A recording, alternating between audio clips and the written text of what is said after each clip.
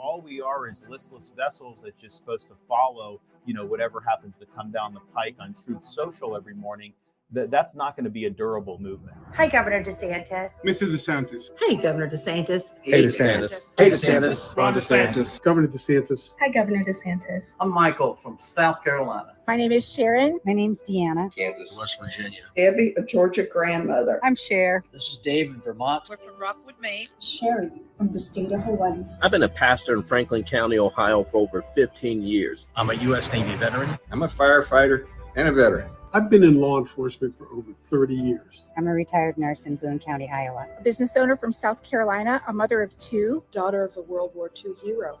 Mother of a first responder. And I am definitely not a listless vessel. I'm a retired law enforcement officer. I am not a listless vessel. I support Donald Trump because he's great for small business and agriculture in Oregon. Because in 2016, he showed us what an America First presidency looks like. Secure borders, strong military, law and order. He stands for life. He supports Christian values. Because there's no one else running that would take the slings and arrows for me as he has. He'll lead and put the American people first. He'll end the scourge of human trafficking and defend the dignity of human life. He has been our stellar commander-in-chief. He stands for protecting our children. Because I know that he can keep his promises. His priority is America first. And make America great again. I'm pretty sure that doesn't make Trump supporters listless vessels. Couldn't be further from the truth. Ron DeSantis. I'm not just a listless vessel. Where's America? We're Americans. I'm a mama bear with 6 kids. I'm not a listless vessel. I am not a listless vessel. I'm not a listless vessel. I am not a Listless vessel. Listless means lacking energy or enthusiasm. Have you ever been to a Trump event? I was never deplorable, and I am certainly not a listless vessel. I am not a listless vessel. I'm not a listless vessel. I'm not a listless vessel. I am not a listless vessel. I'm not a listless vessel. I am not a listless vessel. I'm not a listless vessel. I'm not a listless vessel. I'm not a listless vessel. I'm not a listless vessel. We are not the listless vessel. I am not. I am not a listless vessel. I'm not a listless vessel. I'm not a listless vessel. And we're not I'm not a listless vessel. I'm not a listless vessel. DeSantis, we are not listless vessels. We are patriots that love this country, and we voted for Trump in 2020, and we're going to vote for him again in 2024.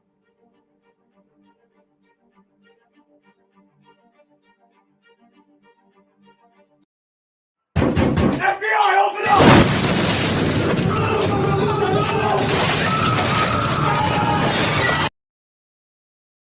Oh, that was playing that's Ozzy's video. Never mind. It was playing my next video in my playlist. I should have looked at that. But, ladies and gentlemen, boys and girls, it is debate night for the first GOP debate. I am putting together a poll right now. There's also a bingo card if you haven't got yours yet. Winner apparently gets man bun, Nandor's man bun. So that's what I'm told. I cannot endorse or hell, I can't even be sure that's legal. But that's what people are telling me. So there's a poll up. Who do you think will win the 2024 GOP presidential nomination? And we're getting ready to go here. So let's say hello to everybody, and then we'll get going. Dog Mama is a new member. I feel like she cheated because she got twice. I'm okay with it. If you need to grab a bingo card, it is linked here. It was linked on Rumble. Where did it go on Rumble?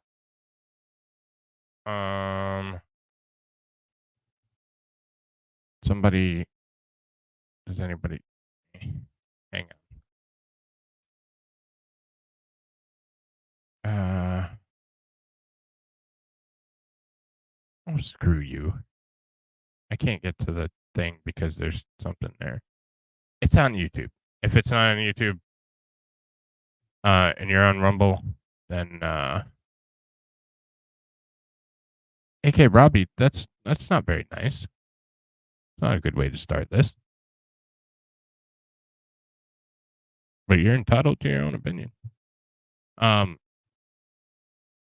We also have Dazzer. So if you want to play GP Debate Bingo, it's in there. Or it's in Discord. what do we win? Like I said, man bun. And if man bun wins, maybe. What's up, man bun? If you're using, yeah, that's fine, Jason. I'm all set up just to go over to Rumble exclusively. We're gonna try it over here on the Screw Tubes as well. If they want to be bitches, then we will go to Rumble. But I have every intention of playing the whole damn thing. Jenny, hello. Dog Mom, hello. I think I already said hi, though. Tigger, what's up? Hey, Mystic. Gross. What's up, Josh Chandler?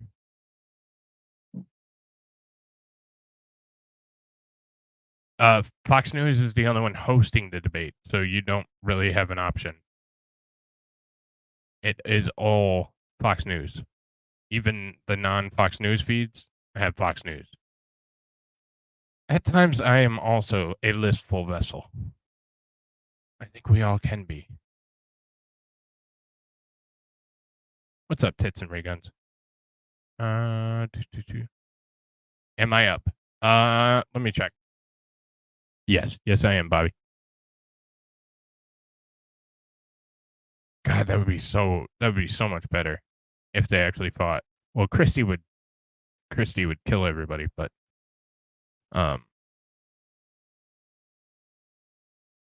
you can't chat and Rumble still? Well, I'll do my best, Josh. I apologize. I just might not have an option. So I intend to keep them up, but keep both of them up. But if Fox is going to be Fox, then Fox is going to be Fox. So what's up, Sean?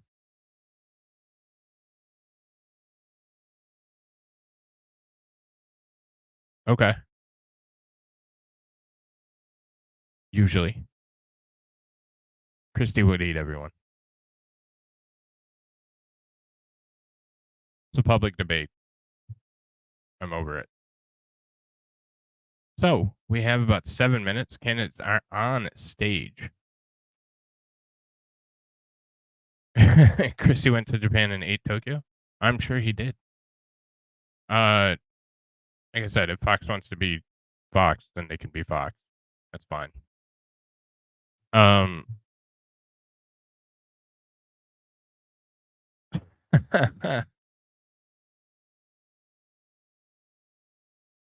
I don't really care. Like, I'm giving commentary. I'm transforming the content so they can suck it. Plus, there's bigger fish to fry. I'm just a little fish. So, ladies and gentlemen, actually, I'm going to remove it until we get started because I don't want to hear anything from these people. I wasn't here anyway. All right. So, Krispy Kreme will roll out on the stage. I hope so. God, I hope so.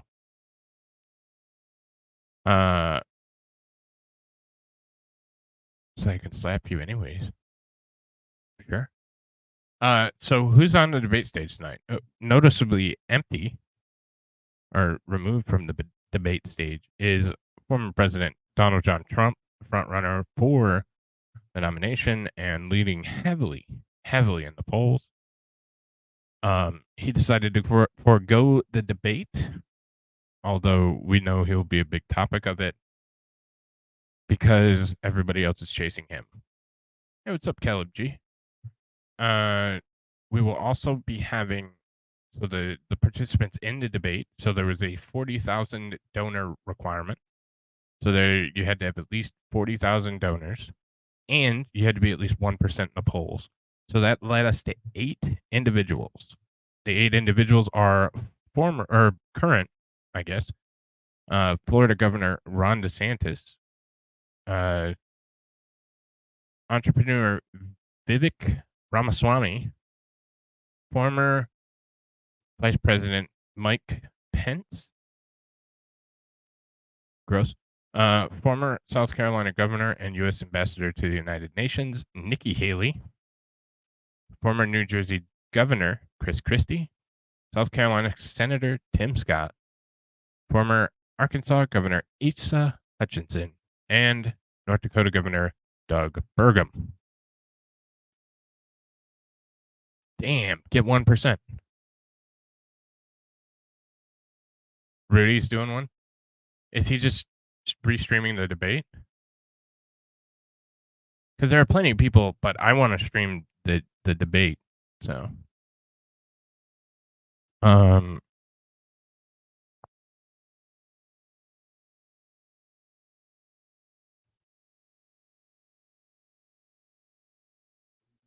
yeah.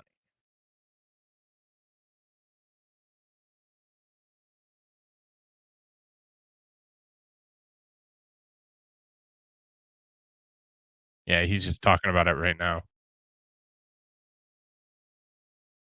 Oh, that sucks. It's probably heavily overloaded because Crowder's streaming it over there, along with literally everyone else. So,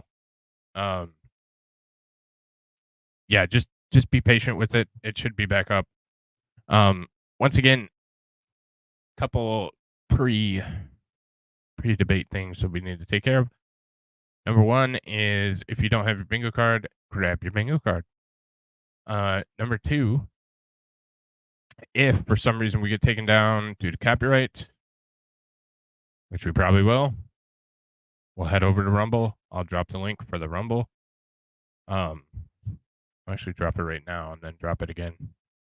Oh, that sucks, genitals.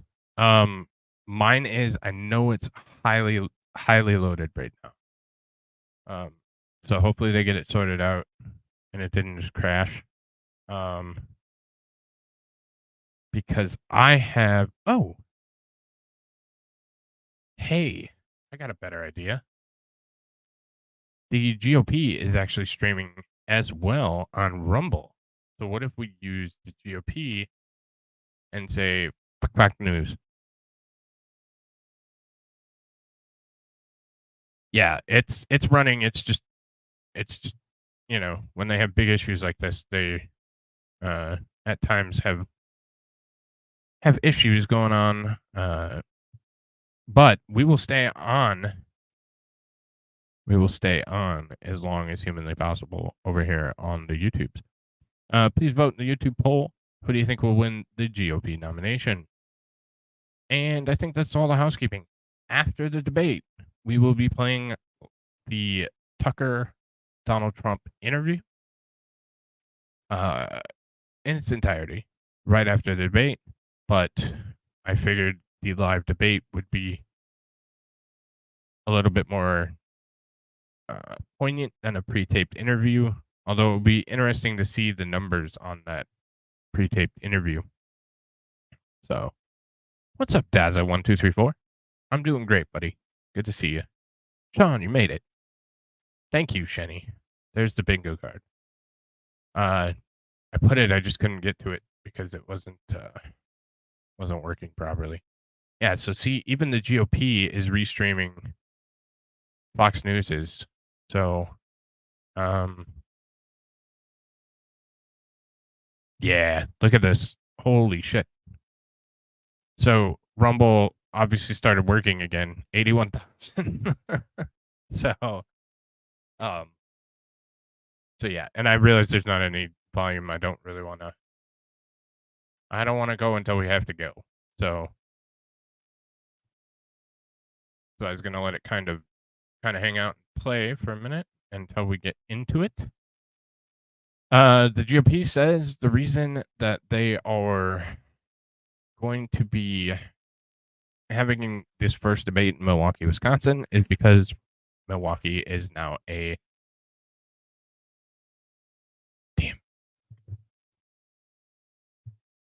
sorry about that.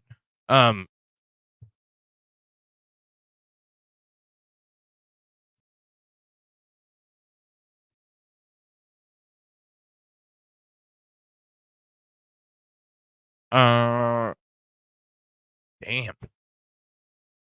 No, Sean. I enjoy the small being able to talk to you guys. Although I appreciate it, I want nothing to do with that. I want nothing to do with 100,000 people watching because then I can't talk to you guys. That's what I care. I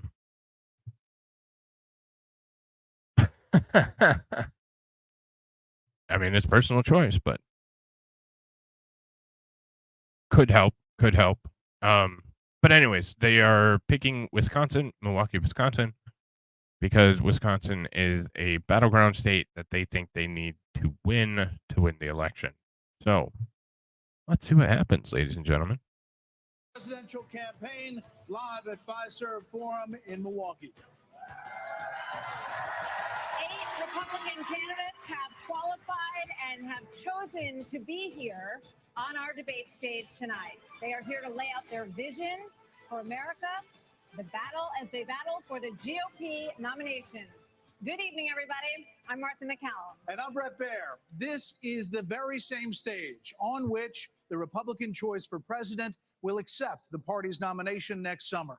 The 8 contenders are positioned by the order they sit in the polls, with the highest polling candidates in the middle I would standing agree. center stage. Florida Governor Ron DeSantis. Next, entrepreneur Vivek Ramaswamy. Former Vice President Mike Pence. Former South Carolina Governor Nikki Haley. And of course, we'll talk about it afterwards a little bit more. And I'll give you my thoughts. Former Arkansas Governor Asa Hutchinson. And North Dakota Governor Doug Burgum. God, he looks like a used car salesman. Some ground rules for tonight. We'll ask the questions, and then candidates get 1 minute to answer. If someone God, I is wish. singled out, you get 30 seconds to respond. And when the time runs out, we all will hear Yes, this. he does. Very pleasant. So Race tonight, for the these second candidates place. have a big opportunity to break out of the pack and to explain why they are best prepared to be the Republican choice for president. At a time when the likely Democrat nominee, President Joe Biden, is working to convince the country that with Bidenomics, things are looking up. They call my plan Bidenomics. I'm not sure they meant it in a totally complimentary way at the time. But guess what? It's working. But is it? Oh, we got Biden More already? than 65% of Americans say the country is headed in the wrong direction. And here's the reality for some voters we talked to here in Wisconsin this week. We have noticed a dramatic increase in prices at the grocery store just across the board. Gas is high and food is high. A lot of people's out here homeless because they can't buy food. It's tough when you got mortgage True. rates at 7-8% versus 2 to 3. It's just you can't afford a house anymore. It's inflation is ridiculous. It's killing us out here. As we sit here tonight, the #1 song on the Billboard chart is called Rich Men North of Richmond. It is by a singer from Farmville, Virginia. Yeah, Fox News. named Try and Oliver remain Anthony. relevant. His lyrics speak of alienation, of deep frustration with the state of government and of this country. Washington, D.C. is about 100 miles north of Richmond. These rich men north of Richmond, Lord knows they all just wanna have total control. Wanna know what you think, wanna know what you do. I think Chris Christie just Biden. That you do, 'cause your dollar ain't shit, and it's taxed to no end. Cause the rich men, cause the rich men.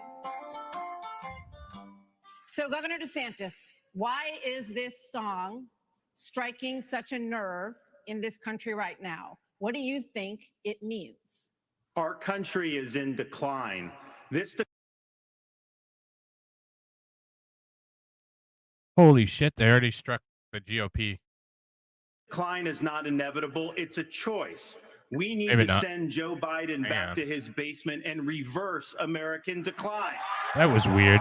That stopped all of a sudden. Starts with understanding we must reverse Bidenomics so that middle-class families have a chance to succeed again. We cannot succeed as a country if you are working hard and you can't afford groceries, a car, or a new home while Hunter Biden can make hundreds of thousands of dollars on lousy paintings. That is wrong. We also cannot succeed when the Congress spends trillions and trillions of dollars. Those rich men north of Richmond have put us in this situation. And finally, we need to lower your gas prices. We're going to open up all energy production. We will be energy. Yeah, what kind of is economy? in this country. I showed it could be done in the state Economy, of Florida. Hunter. I pledge to you We as also your got president, Biden. we will get the job done, And and cut I will not Pence let you is a down. second free space if you have that one, because Pence is always a cut. Thank you. Governor Christie, do you agree with Governor DeSantis just said there? And why would you be better on the economy That's true, man, but than him? Well, look, I do agree predominantly with what Governor DeSantis just laid out. And I think that if you asked every one of us up here, that we would agree predominantly with what he just laid out. Here's the difference. The difference is that we're going to have to work and make sure that we sell these ideas. Over be able to put there's two ourselves classes. in a There's the position where political we get a class and there's majority of the us. vote, not And I don't only think by left, winning the right Congress and the Senate matters in anymore. 24, I but think also that there are by two having someone different who's had the classes of experience people, doing it. and there are these Now, kind of I people, was and they're elected the rest as a of us, conservative and we're not in Republican their group. in a blue state with 61% of the vote, with a Democratic legislature against me the entire time. And we still, through hard, strong Holy shit, is Chris decision-making, Christie? brought them around Chris is to talking. our point of view. Wow. We cut taxes in New Jersey. We cut debt in New Jersey. We made sure that each and every time we were confronted with bad Democratic ideas, we stood and stopped them. And when there were good ideas, we brought people together to make progress going forward. Truth and accountability are the things we need to do to fight waste. And I'd say the last thing is this, Brett. We cannot sit by any longer and allow the kind of spending that's going on in Washington, because every dollar they spend is a dollar that these people are not allowed to spend on their children and their grandchildren. It's robbing our country and it's wrong. Well, Governor, let me just follow up very quickly. New Jersey, when you were governor, had the second lowest credit rating in the nation after Illinois, and it was downgraded 11 times. Yep. Yeah, and that's what happens when you inherit a blue state that has done that. But when you look at what we did on debt, Brett, in that state, we cut debt in that state, debt that had been left to us by 3 Democratic gubernatorial predecessors of mine who ran up that debt tremendously. And what you also saw us do was to cut the unemployment rate in half. It was over 10% when I became governor in 2010. What we also did was cut Now, if you could only cut your weight to in public half, Chris. employees to make sure that taxpayers were not being soaked by a public employee union system that was killing the taxpayer. Thank you, Governor. Tim Scott, Senator Scott. Every excuse single me. one of them. The song also Diversity, goes equity, after inclusion. welfare programs. As a senator, now President Biden argued for freezing federal spending. This was back in the 80s, and dealing with sacred cows.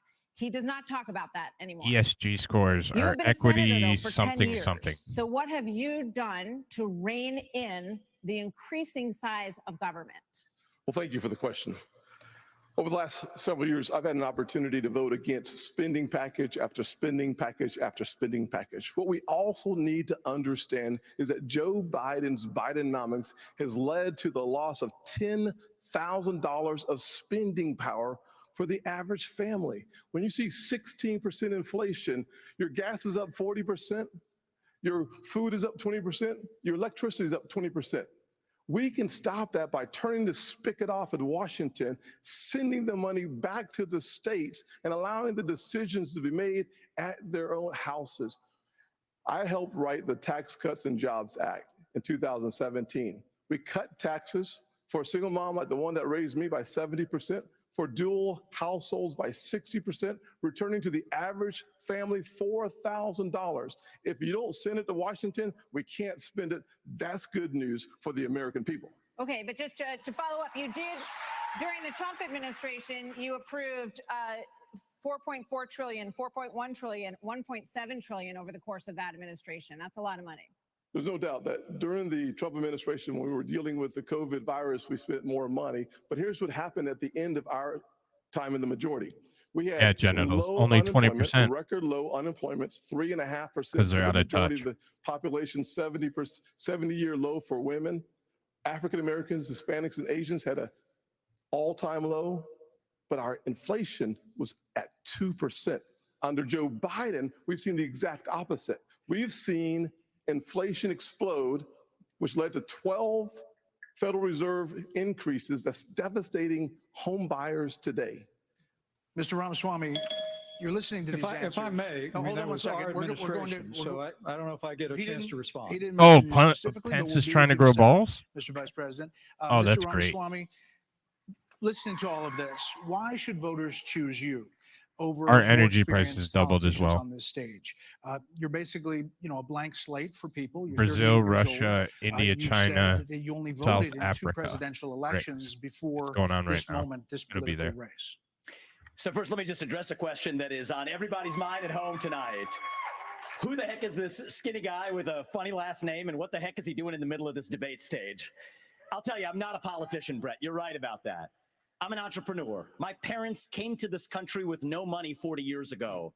I have gone on to found multi-billion-dollar companies. I did it while marrying my wife, Apoorva, raising our 2 sons, following our faith in God. That is the American dream. And I am genuinely worried that that American dream will not exist for our 2 sons and their generation unless we do something about it. And I do think Brett is going to take an outsider, because for a long time, we have professional politicians in the Republican Party who have been running from something. Now is our moment to start running to something, to our vision of what it means to be an American today. If you have a broken car, you don't turn over the keys to the people who broke it again. You hand it over to a new generation to actually fix the problem. That's why I'm in this race, and we're just getting warmed up. All right, to you, Governor Haley.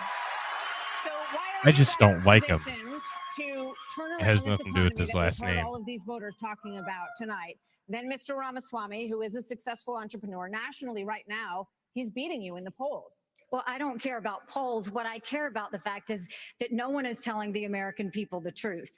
The truth is that Biden didn't do this to us. Our Republicans did this to us too. When they passed that $2.2 trillion COVID stimulus bill, they left us with 90 million people on Medicaid, 42 million people on food stamps. No one has told you how to fix it. I'll tell you how to fix it. They need to stop the spending. They need to stop the borrowing. They need to eliminate the earmarks that the Republicans brought back in. And they need to make sure they understand these are taxpayer dollars. It's not their dollars. And while they're all saying this, you have Ron DeSantis, you've got Tim Scott, you've got Mike Pence. They all voted to raise the debt. And Donald Trump added $8 trillion to our debt. And our kids are never going to forgive us for this. And so at the end of the day, you look at the 2024 budget, Republicans asked for $7.4 billion in earmarks. Democrats asked for $2.8 billion. So you tell me who are the big spenders. I think it's time for an accountant in the White House. Vice President Pence, you were mentioned there. 54% of voters say the cost of groceries is a, quote, major problem for them. Right. You blamed the Biden administration spending for that increase. But as vice president, your administration spent more than any prior, $7.8 trillion added to the national debt, $3.5 trillion of that before COVID. So does that mean that you're part of the I'm looking forward to this. Well, first off, thanks for the question. Thanks for letting me respond to a reference to our administration's record.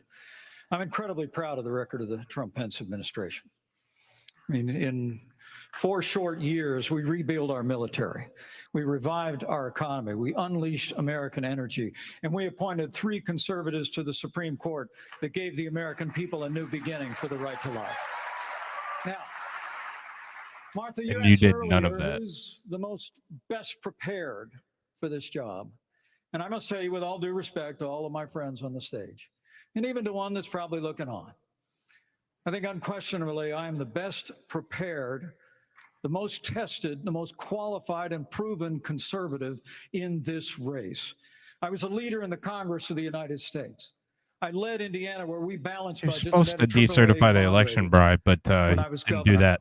And as vice president of the United States, we spent funding to backfill on the military cuts of the Obama administration. And then we were there in the worst pandemic in 100 years. All that being said, I was the first person in this race to say that we've got to deal with the long-term national debt issues. You got people on this stage that won't even talk about issues like Social Security and Medicare. mean, Vivek, you recently said a president can't do everything. Well, I got news for you, Vivek. I've been in the hallway. I've been in the West Wing. A president of the United States has to confront every crisis facing America. I will put our nation back on the path to growth and prosperity and restore fiscal responsibility, just as I did in Congress and as governor. Mr. Vice President. And when I was vice president. But Yeah, I mean, hold on. Yeah, you were named earlier. I'm going to get Vivek first. We'll get to both of Yeah, this isn't that complicated, guys. Unlock American energy. Drill, frack, burn coal, embrace nuclear. Put people back to work by no longer paying them more to stay at home. Reform the U.S. Fed, stabilize the U.S. dollar, and go to war. The only war that I will declare as U.S. president will be the war on the federal administrative state that is the source of those toxic regulations acting like a wet blanket on the economy. So I'm not sure I exactly understood Mike Pence's comment, but I'll let you all parse that out. For me, it's pretty simple. That's something a U.S. president can do with focus, and I'll deliver on it. Well, let me explain it to you. Vivek, if I can. I'll go slower this time. I sometimes struggle with the reading Look, comprehension. I was a House conservative leader before it was cool. I actually pushed a deficit reduction act. That was the last time we actually reduced the national debt in the United States when I was the leader of House conservatives. I balanced budgets and cut taxes when I was governor. I mean, look, Joe Biden has weakened this country at home and abroad. Now is not the time for on-the-job training. We don't need to bring in a rookie. We don't need to bring in people without experience. We need to bring Get off my lawn, bastard. 30 seconds when you have a rebuttal, okay? And you are up, Governor DeSantis. So here's the thing. Why are we in this mess? Part of it, and a major reason, is because how this federal government handled COVID-19 by locking down this economy. It was a mistake. It should have never happened. And in Florida, we led the country out of lockdown. We kept our state free and open. And I can tell you this, as your president, I will never let the deep state bureaucrats lock you down. You don't take somebody like Fauci and coddle him. You bring Fauci in, you sit him down, and you say, Anthony, you are fired. Really? You know what? That was a little. I just want to respond to Mike for 1 second because he invoked me back. Listen, now that everybody's gotten their memorized, pre-prepared slogans out of the way, we can actually have a real discussion now. The reality and the fact of the matter is... Was that one of yours? Not really, Mike, actually. We're just going to have some fun tonight. And the reality is you have a bunch of people, professional politicians, super PAC puppets, following slogans handed over to them by their 400-page super PACs last week. The real choice we face in this primary is this. Do you want a super PAC puppet, or do you want a patriot who speaks the truth? Do you want incremental reform? Well, you're the super PAC puppet, Or do so... you want revolution? Okay. And I stand on the side of the American revolution. We're going to take control back here. We need everyone to have a moment on the economy. Yeah. I think that's fair. Can I address the There are COVID two issues people the who have governor not. brought up? We're going to get back to that. We are. There are two people who we have not heard from yet. So let's hear from Governor Burgum and then from Governor Hutchinson on the economy. Nobody gives a damn about either one of them. Martha. And of course, I'm from a town of 300 people. It's a big deal to make it on this stage with all these folks. But when they were all wishing me well, and I think I took them a little too literally when they said, go to Milwaukee and break a leg. Oh, yeah. Oh, yeah. But I do want to say on this, we're missing something. We can't just talk about the Biden economy because the economy, energy, and Governor national of, security are all tied together. North Dakota. Of course, we're paying too much for our energy Governor in of North our Dakota. state, right, in our I don't country remember right his name, But honestly. part of the reason why is because of the Biden policies on energy. We've got a plan right now, the $1.2 trillion of Green New Deal spending buried in the Inflation Creation Act is something that is just subsidizing China. If we're going to stop buying oil from the Middle East and start buying batteries from China, we're just trading OPEC for Sinopec. And then belatedly, the Biden administration says, no, we're going to put sanctions on Russian oil. Well, we put sanctions on Russian oil. Well, then it's 20% off. Who's buying it? China. So if you buy a battery in this country, you buy a solar panel, it's being produced in a plant in China powered by coal, or it's being powered by oil and gas at 20% off. And every farmer in this country would like to buy diesel at 20% off, just like they're buying it in China. Governor Hutchinson, quickly. Thank you, Grant. Delighted to be here tonight.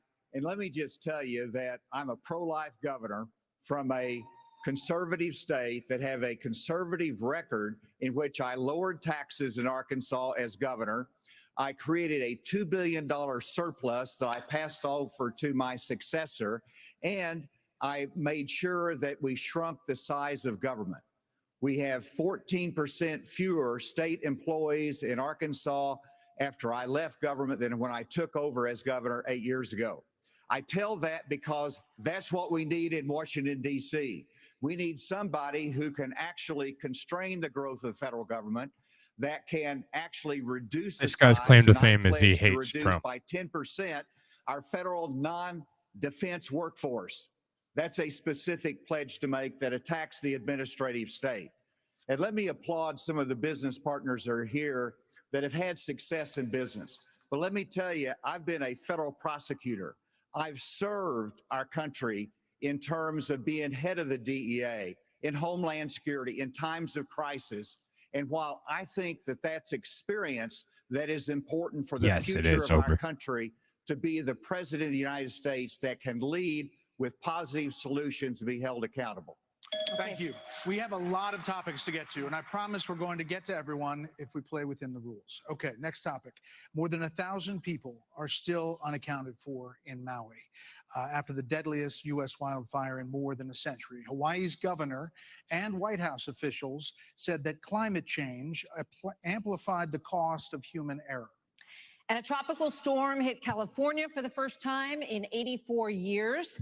The ocean hit 101 degrees off the coast of Florida. And in the last month, the heat wave in the Southwest broke records nearly 50 Yeah, years they don't need the old. boomer So votes. Alexander Diaz Jeez. from Young They America's Foundation has a question for you. they need to reach the middle and reach Polls out of their consistently show that young people's number one issue is comfort climate zone, change. and they're How will just not you, going as to. both President of the United States and leader of the Republican Party, calm their fears that the Republican Party doesn't care about climate change? So we want to start on this with a show of hands. Do you believe in human behavior is causing climate change? Raise your hand if you do. Well, look, we're not school children. Let's have the debate. I mean, I'm happy to take it to start. Alexander, so do you want to raise your hand or not? I don't think that's the way to do. So let me just say to Alexander this. First of all, one of the reasons our country's decline is because of the way the corporate media treats Republicans versus Democrats. Biden was on the beach while those people were suffering. He was asked about it. He said, no comment. Are you kidding me? As somebody that's handled disasters in Florida, you got to be activated. You got to be there. You got to be present. You got to be helping people who are doing this. And here's the deal. Let's just answer the question. So is that a yes or is that a yes? Is that a hand raise? You do not. I think it was a hand raise for him, and it's my hands are in my pockets. No, because no, the I climate didn't change raise- I agenda didn't is a raise a hoax. Let us be honest as Republicans. I'm the only person on the stage who isn't bought and paid for, so I can say this. The climate change agenda is a That's hoax. just ridiculous. The climate change agenda is a hoax, and we have to declare independence for it. And the reality is, the anti-carbon agenda is the wet blanket on our economy. And so the reality is, more people are dying of bad climate change policies than they are of actual climate Governor, change. Governor Haley, are you bought and paid for? Hold Hold on. in the last century. Listen.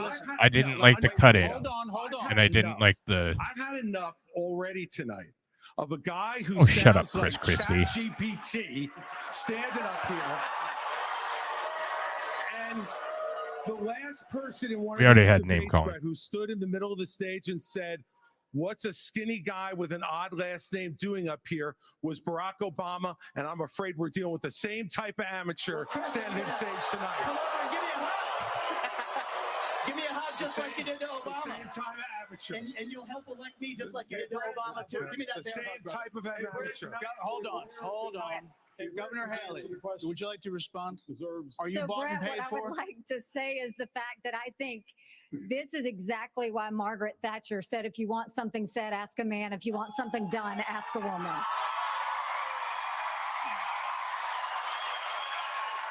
First of all, we do care about clean air, clean water. We want to see that taken care of, but there's a right way to do it. And the right way to do it is, first of all, yes, is climate change real? Yes, it is. But if you want to go and really change the environment, then we need to start telling China and India that they have to lower their emissions. That's where our problem is. And these green subsidies that Biden has put in all he's done is help China because he doesn't understand all these electric vehicles that he's done, what that does. Half of the batteries for electric vehicles are made in China. And so that's not helping the environment. You're putting money in China's pocket, and Biden did that. So first of all, I think we need to acknowledge the truth, which is these subsidies are not working. We also need to take on the Chris international Christie doesn't even know world who and he say, is. okay, India and China, you've got to stop polluting. And He's that's when we'll garbage. start to deal with Senator climate- Scott, are you climate bought and paid for? Absolutely. Are you bought and paid for? I'm sorry. Are you bought and paid Absolutely not. I mean, here's what the American people deserve. He is a said debate about absolutely the first. Issues that affect their lives. Going back and forth, being childish is not helpful to the American people to decide on the next leader of our country. Number one, wait a second. Number two, as a kid who grew up in a single parent household mired in poverty, I wondered, was the American dream real for kids who are devastated by poverty, devastated by the challenges of life? I came to the conclusion that America can do for anyone what she's done for me if we focus on restoring hope, creating opportunities, and protecting America. If we want the environment to be better, and we all do, the best thing to do is to bring our jobs home from China. If we create 10 million new jobs in my Made in America plan, we will have a better economy. We and do need a better environment. savage. Let me tell you why I say that, Brett. America, Do it quickly. America has cut. I'm a Southern boy. I talk slow. So America, that was quick. America has cut our carbon footprint in half in the last 25 years. The places where they are continuing to increase: Africa, 950 million people. India, over 1 billion. China, over 1 billion. Why would we put ourselves at a disadvantage, devastating our own economy? Let's bring our jobs home. We have a lot of different topics to get to. Yeah, we do. We thank you all. Thank you, Senator Scott. So coming up next, the candidates will weigh in on what could be a defining issue in the 2024 campaign. The first Republican debate continues moments away. All right. Of course, we got to pay the bills, take the commercial break. I'm going to put it on mute for just a second. So, they're showing the channel. Yeah, I know. You can take as much time as you want, and I'm sure the candidates will stay right there. So, here's what I have so far, and I want to thank everybody for hanging out with me tonight. If you're new to the channel, please hit that thumbs up. Please hit that subscribe button. I love doing this. Martha does suck at this, by the way. Pardon. So, here's what I have so far, and Birch Gold Group. So anyways, I have 6 candidates that I have already completely tapped out. I went into this trying to think that, I'm going to give everybody a fair shake. And we'll go into it more in depth. I figure this will probably be about a 2-minute commercial. And so, yeah. CNN is not showing the debate. This is an exclusive Fox News debate. So my outs are, and like I said, I'll go into a more. Can't tell if it's just my phone, but audio is wacky. Let me try. Because sometimes that happens. No, it must just be your phone because I'm doing okay. So anyways, my outs so far are Ambassador Nikki Haley, Asa Hutchinson, Tim Scott, Mike Pence, Chris Christie, and Doug Burgum. The ones that no, they didn't say BRICS, ESG, or DEI. The ones that I still have in are Vivek Ramaswamy and Ron DeSantis. So he's saying he memorized lines and he's lying. And I agree. And like I said, we'll break it down more after this. This isn't going to be a long commercial, I wouldn't think. But I definitely wanted to just put my thoughts in just for a moment. There's a 9/11 commercial. Somebody was saying they were going to talk about that too, but I haven't heard it yet. I think Ramaswamy is just trying to I think he's trying to rile people up, be the louder, and I think he's going to prepare himself for a run later on down the road. I think he knows that this isn't his year, and he's okay with that. He just wants to make a name and be in the running further down the road. DeSantis, I thought DeSantis has been strong. I thought he's been poised. I thought he's been a leader. I think personally, and again, these are just my opinions. I think personally, DeSantis is compromised. I think there's somehow, whatever that may be, like I said, we'll talk about it more later. I think that DeSantis is somehow compromised, but I think this is a genuine Ron DeSantis, and I like it. When we go down the other side, because we have another Birch Gold group, so yes, Russell Brand's voice did change. It sounds so much meatier. What's up, Jacob Castro over on the Rumbles? So over here we have Nikki Haley. I think Nikki Haley, she goes far right whenever there's an election, and then she goes right back to the center. I think she's fake. I think she's certainly compromised, and I think she's a career bureaucrat. Hutchinson, I just don't like the guy. That's okay. It's okay to just not like the guy. Looks like we're back. No, not quite. Tim Scott, I like Tim Scott as a person. I think he's very close to Rhino, and we'll get back to it. State referendums More to come. all have upheld abortion rights in this country. And even in red states, there are more swing state referendums that are coming up as we head into the elections as well on this. So, Governor Haley, what do you say to Yes, your Chuck party Pence is a free space. and to your state, which today confirmed a 6-week abortion law as well, especially the impact on women suburban voters across this country? Thank you, Martha. I am unapologetically pro-life, not because the Republican Party tells me to be, but because my husband was adopted and I had Not a trouble winning having both of my issue. children, so I'm surrounded by blessings. Having said that, we need to stop demonizing this issue. You lose This the is middle talking about the fact that every unelected time. justices didn't need to decide something this personal because it's personal for every woman and man. Now it's been put in the hands of the people. I'm gonna come. That's great. When it comes to a federal ban, let's be honest with the American people and say it will take 60 Senate votes. It will take a majority of the House. So in order to do that, let's find consensus. Can't we all agree that we should ban late-term abortions? Can't we all agree that we should encourage adoptions? Can't we all agree that doctors and nurses who don't believe in abortion shouldn't have to perform them?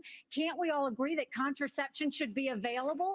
And can't we all agree that we are not going to put a woman in jail or give her the death penalty if she gets an abortion? Let's treat this like a respectful issue that it is and humanize the situation and stop demonizing the situation. Brett, Governor, hold on. You're not mentioned, Vice President Pence. Governor DeSantis, you signed a 6-week abortion ban in Florida. One of your biggest financial backers said that you need to, quote, shift to get moderates or you will lose. What do you say to him and others who say politically that is a tough thing to sell nationally? Well, I would say we sold the biggest election landslide victory in the history of the Republican Party in the state of Florida in 2022. That's what I did. We can win. But second of all, look, you got to do what you think is right. I believe in a culture of life. I was proud to sign the heartbeat bill. I remember one of the most impactful moments of my life was when I heard the heartbeat of my oldest daughter in my wife's womb and then saw the sonograms of all 3 of my kids. What the Democrats are trying to do on this issue is wrong, to allow abortion all the way up to the moment of birth. I know a lady in Florida named Penny. She survived multiple abortion attempts. She was left discarded in a pan. Fortunately, her grandmother saved her and brought her to a different hospital. We're better than what the Democrats are selling. We are not going to allow abortion all the way up till birth, and we will hold them accountable for their extremism. But just to be clear, Governor, would you sign a 6-week ban federally? I'm going to stand on the side of life. Look, I understand Wisconsin is going to do it different than Texas. I understand Iowa and New Hampshire are going to do different. But I will support the cause of life as governor and as president. Vice President Pence, This you're is shaking not your a head. winning issue. You just Hold on, Senator. Vice you President pulled Pence. up and down about You're this shaking your shit. head. Just What- leave it Well, look, alone. I'm not new to this cause. After I gave my life to Jesus Christ as my Lord and Savior, I opened up the book and I read, "Before I formed you in the womb, I knew you. And see, I set before you life and death, blessings and curses. Now choose life." And I knew from that moment on, the cause of life had to be my cause. And I've been a champion for life in the Congress, a champion for life as governor and as vice president. And to be honest with you, Nikki, you're my friend, but consensus is the opposite of leadership. When the Supreme Court returned this question to the American people, they didn't just send it to the states only. It's not a states only issue, it's a moral issue. And I promise you, as President of the United States, the American people will have a champion for life in the Oval Office. Can't we have a minimum standard in every state in the nation that says when a baby is capable of feeling pain, an abortion cannot be allowed? A 15-week ban is an idea whose time has come. It's supported by 70% of the American people, but it's going to take unapologetic leadership that stands on principle and expresses compassion for women in crisis pregnancies. I'll do that as President of the United States. He called my name, so I want to respond to that. 30 seconds. So first of all, I will say it is in the hands of the people, and that's where it should be. But when you're talking about a federal ban, be honest with the American people. We haven't had 45 pro-life senators in over 100 years. So no Republican president can ban abortions any more than a Democrat president could ban all those state laws. Don't make women feel like they have to decide on this issue when you know we don't have 60 Senate votes in the House. 70% of the American people support legislation But to ban 70% of abortion the after Senate a baby is does capable not. of experiencing pain. It's just going to take leadership. Hold on. 70% of the Senate does not. You have to be honest with the We have to American have people. a 15-week All right, limit. let's get Governor Bergman for one minute here.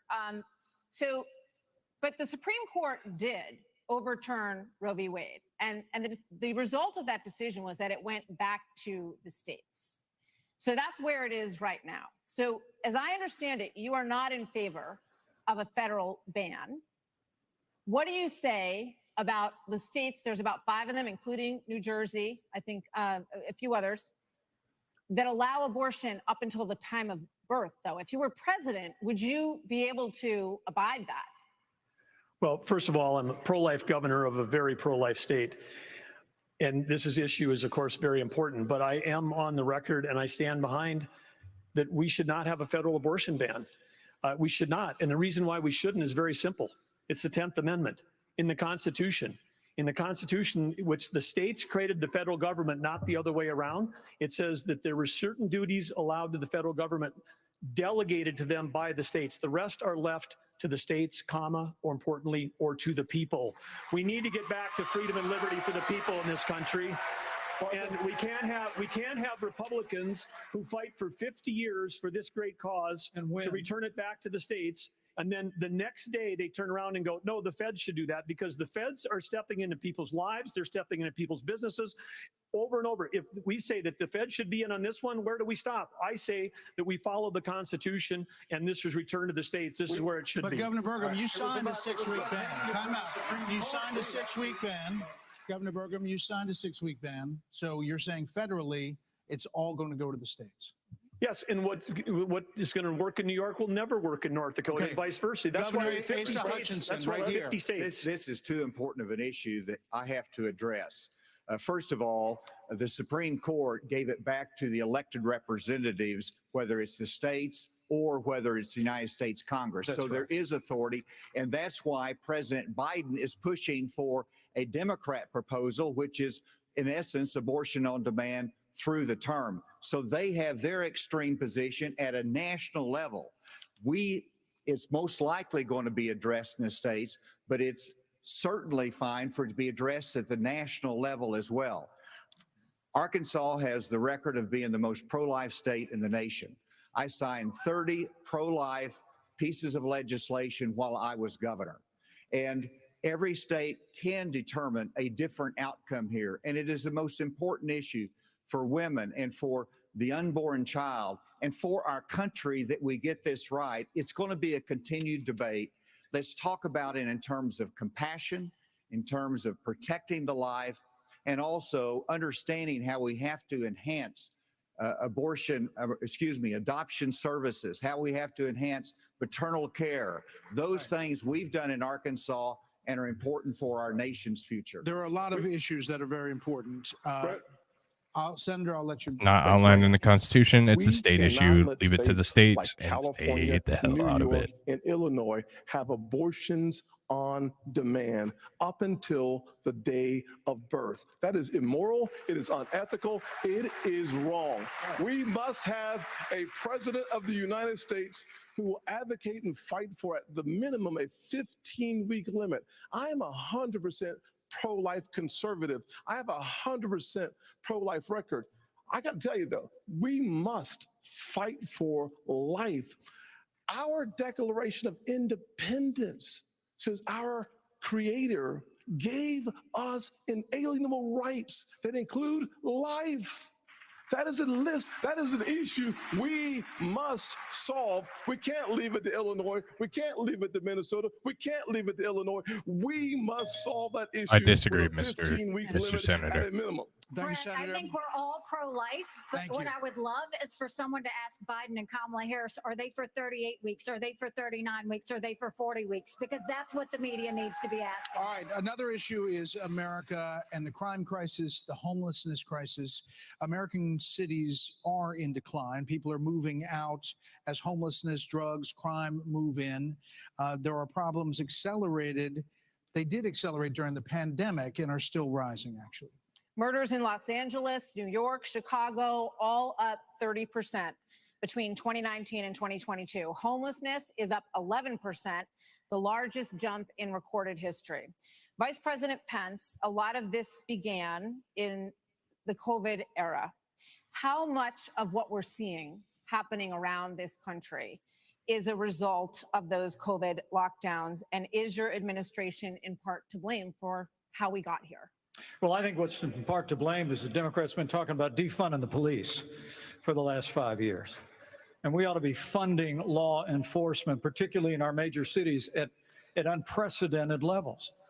I mean, it's extraordinary to think about the violence that's claiming innocent lives literally every week in every major city in this country. And yet Democrats and liberal prosecutors in major metropolitan areas continue to work out their fanciful agendas, to do bail reform and go easy. What we need is strong commitment to law enforcement. We need leadership in Washington, D.C. that'll marshal the resources of the states, marshal the resources of the American people. But let me also say it's about opportunity. I mean, a lot of people don't know that those Trump-Pence tax cuts that we got signed into law go away at the end of 2025 if we don't have a Republican president and a Republican House and a Republican Senate.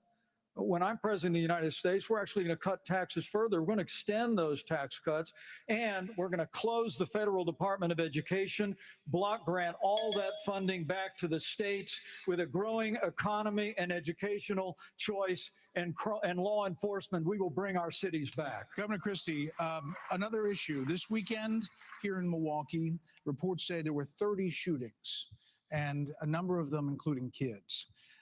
Add that to the big increase in school shootings around the country. Democrats blame this crisis on easy access to guns. They also blame Republicans for blocking gun control legislation. What would President Christie do? You know, I'm proud of the fact, Brett, that I'm the only person along There with can Governor never be a Hutchinson up on this President stage Christie. who's actually running United States Attorney's Office. I ran the 5th largest office in America in a state where there is significant urban crime. And the problem is not going to be solved by more money.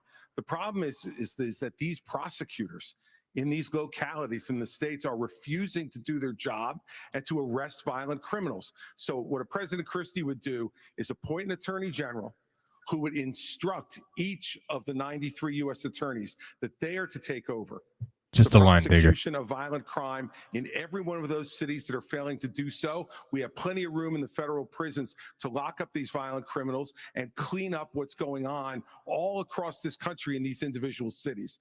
Secondly, What we need to make sure that each and every one of these criminals understand is that the laws apply to everybody. And when Hunter Biden fills out a fake application, a false application for a gun permit, and then is facing a 10-year mandatory minimum, which was mandated by legislation sponsored by his father, and then you have a Justice Department that walks away from those charges, we're telling people that the law doesn't apply to everybody. In a Christie administration, he would go to jail for 10 years. What about a President Ramaswamy? What does a President Ramaswamy do about guns? So the reality is we have a crime wave in this country and we know how to fix it. The question is, do we actually have the spine to do it? More cops in the streets who are on the streets able to do their jobs without looking over their shoulder for getting sued. And we also have a mental health epidemic in this country. Just over the same period that we have closed mental health institutions, we have seen a spike in violent crime. Do we have the spine to bring them back? I think we should. As president, I will. But it's not just drugging up people in those psychiatric institutions with Zoloft and Seroquel. It's a deeper issue. I think faith-based approaches can play a role here too. We're in the middle of a national identity crisis. And I say this as a member of my generation. The problem in our country right now, the reason we have that mental health epidemic is that people are so hungry for purpose and meaning. There's more than one answer to this faith, problem. Patriotism, hard work have all disappeared. What we really need is a tonal reset from the top, saying that this is what it means to be an American. Yes, we will stand for the rule of law. Yes, we will close the southern border where criminals are coming in every day. And yes, we will back law enforcement because we remember who we really are. And that's also how we address that mental health epidemic in the next generation that is directly leading to violent crime. Can I speak on Governor DeSantis really quickly? Governor DeSantis. We don't have an identity crisis with that. We're not looking for a new national identity. The American people are the most faithful, Yes, we are, Mike. freedom-loving, idealistic, We are looking for a new hardworking identity. people the world has ever known. We just need government as good as our people. Well, Mike, I think the difference is you might have, some others like you may have on the stage, it's Morning in America speech. It is not Morning in America. We live in a dark moment, and we have to confront the fact that we're in an internal sort of cold cultural civil You war. are And we have to equating the recognize American that people in order with the to actually failed win. government in Washington, D.C. We just need government as good as our people again. So, let me just finish addressing that slogan because I don't know what that slogan means. We need to shut down the administrative state. That's actually how we translate. Crime has been on the rise in Florida, Governor DeSantis. How do you stop crime? Well, actually, crime's at a 50-year low in Florida. We're happy with that. Well, the statewide, it's a 50-year low. And so here's the thing. These hollowed out cities, this is a symptom of America's decline. And one of the biggest reasons is because you have George Soros funding these radical left-wing district attorneys. They get into office and they say they're not going to prosecute crimes they disagree with. The inmates start running the asylum. There's one guy in this entire country that's ever done anything about that. Me. When we had two of these district attorneys in Florida elected with Soros funding who said they wouldn't do their job, I removed them from their posts. They are gone. And as president, we are going to go after all of these people because they are hurting the quality of life and they are victimizing innocent people in every corner of this country, and it will stop when I get into office. Okay, one more here before the break, Governor Gorgon. Brett and Martha, I just thought it was interesting. You asked your question about the problems we're having in big cities. Nobody ever asked the question of what about the crime wave in small towns? Because in a small town, neighbors help neighbors. People understand each other. If a farmer gets sick, everybody comes together and helps them get the crop off. There's accountability. There's transparency. One thing that I think this country could use is somebody in the White House that understands small town values, because that's our road back to get this country on track again. Governor Hutchinson. As former head of the DEA, I understand the drug crisis in America. And right now, whenever you look at the challenges in our inner city, there's three simple words that would be helpful. One, enforce the law when it comes to crime. Secondly, let's deal with the challenge of fentanyl. And it's both about stopping the fentanyl coming from Mexico, but it's also about education of our young people, making sure that we have the tools that are needed for addiction counseling. That's what we expanded in Arkansas as well. Whenever you look at the underlying challenge of America, though, no one likes to see an America with smash and grab in our inner cities. As President of the United States, that will stop. It starts at the top with the respect for our justice system that a former president who's under indictment has undermined by attacking judges, by attacking prosecutors, by attacking the system and saying he's aggrieved. And so we have to have respect for our justice system and the rule of law, and it starts at the top with the President of the United States. Brett, thank you. We're Hold gonna on. take a break. Brett. So, speaking of that, right now you are looking live at Fulton County Jail, where former President Donald Trump will be processed Are you tomorrow. serious? So next, the candidates will have an opportunity to talk about the coming trials of Well, we knew that one was coming just a little bit late in the game. So I'm going to do two things. I'm going to first, we're going to keep going down this list. This is low even for Fox News, if you ask me. But wow. I'd just like to say thank you guys so very much for watching. If you have not subscribed, please do. It'd be awesome. I'd appreciate the hell out of it. This is kind of what I do. I like covering stuff that, is important in the news, or, the things that people won't talk about. Yes, he is, Digger. We'll talk about that. I'll certainly cover that tomorrow. But let's keep going down. Let's keep going down the list of things here. So, Tim Scott. I like the senator for the most part. I just don't think he's ready for prime time, and he's way too politician. Way too politician. Mike Pence. Mike's missed the boat. Like, he's weak. He's boring as all hell, and I just don't think he'd make a good leader. Yeah, exactly. Geez, good senator, not president. On Senator Tim Scott. Chris Christie is a joke, and how the hell he still has people giving him money is beyond me. He is a true joke.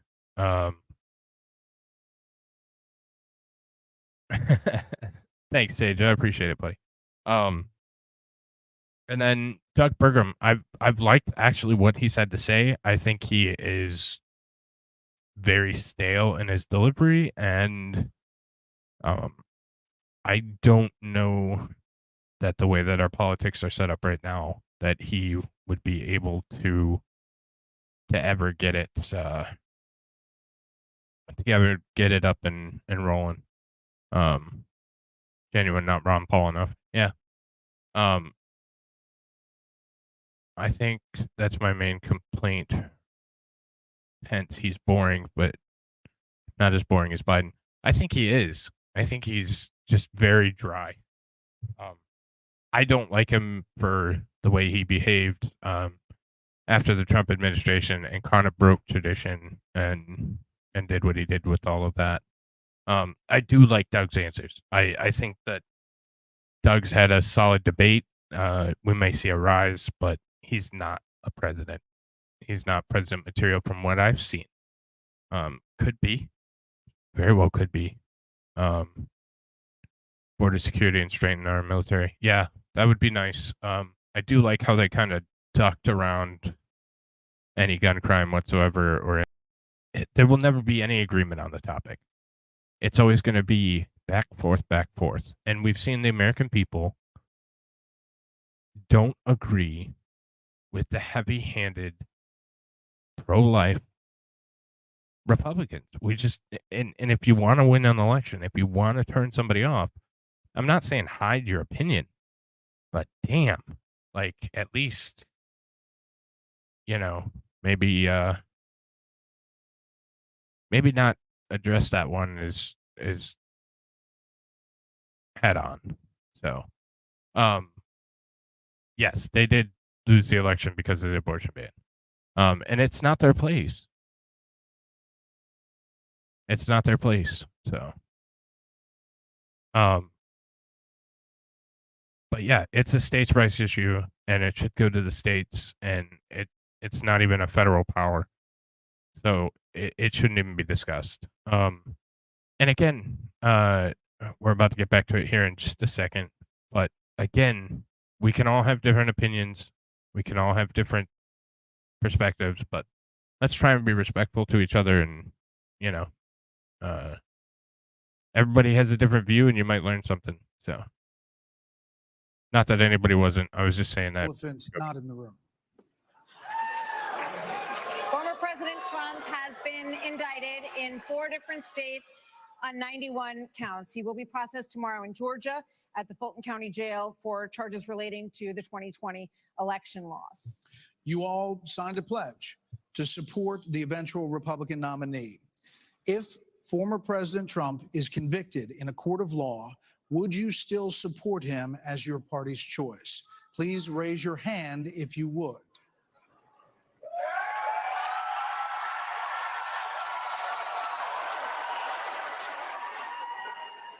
Just hold on. So just to be clear, Governor Christie, you were kind of late to the game there, but you raised your hand. No, I'm doing this. Look, I'm doing this. And not I know this. you didn't. Whoa. No, What's and look, look. Here's the bottom line. What the hell, Someone's Christy? got You did raise your hand. to You stop piece of shit. normalizing this conduct. Okay? Now, whether or not you believe that the criminal charges are right or wrong, the conduct is beneath the office of President of the United States.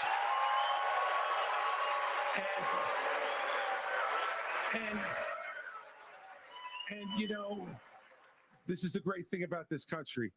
Booing is allowed, but it doesn't change the truth. It doesn't change the truth. Mr. Ramaswamy, you raised your hand supporting. I'd like to get in and respond. Let's just speak the truth, okay? President Trump, I believe, was the best president of the 21st century. It's a fact.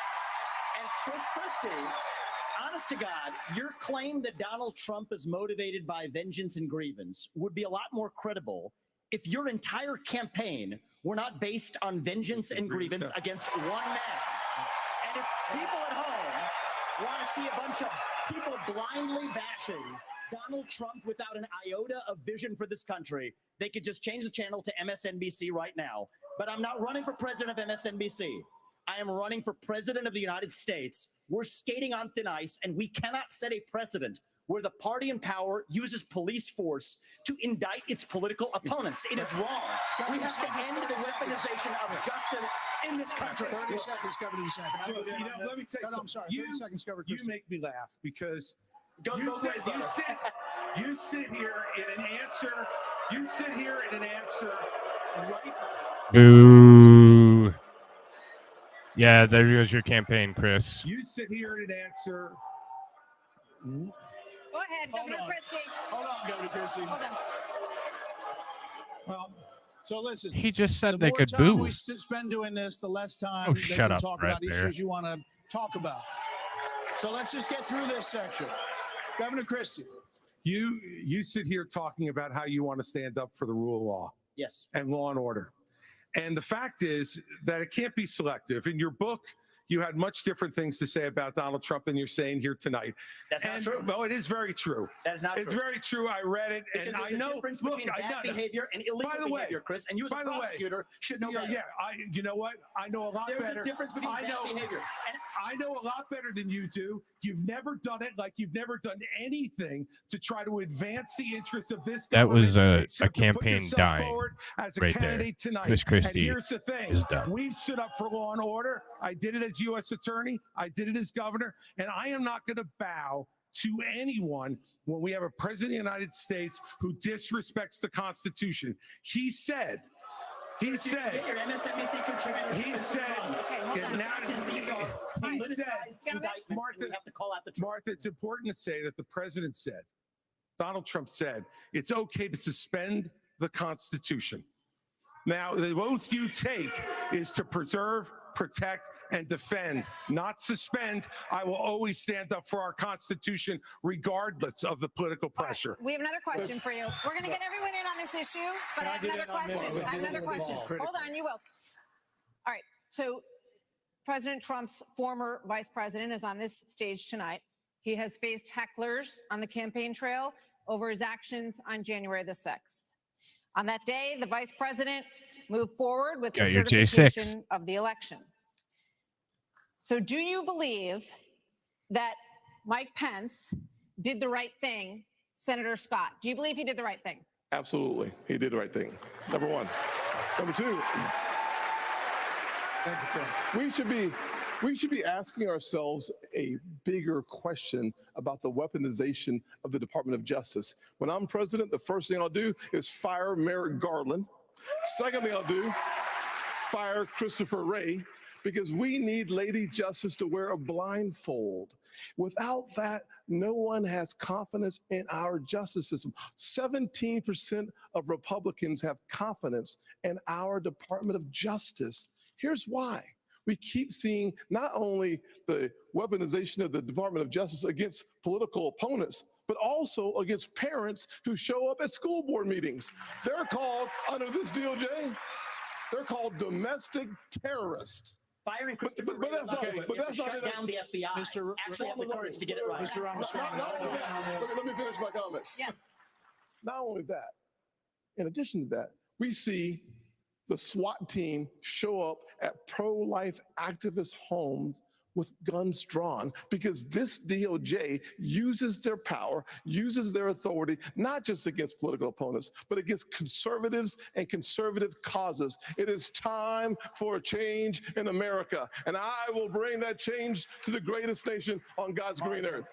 We have an important But Governor question still to DeSantis, do you answer. believe that Mike Pence did the right thing on January 6th? So here's what we need to do. We need to end the weaponization of these federal agents. But that's not I the will do question. that. That's not the question. I know, but here's the thing. You can answer the This question. election is not about January 6th of 2021. It's about January 20th of 2025, when the next president is going to take office.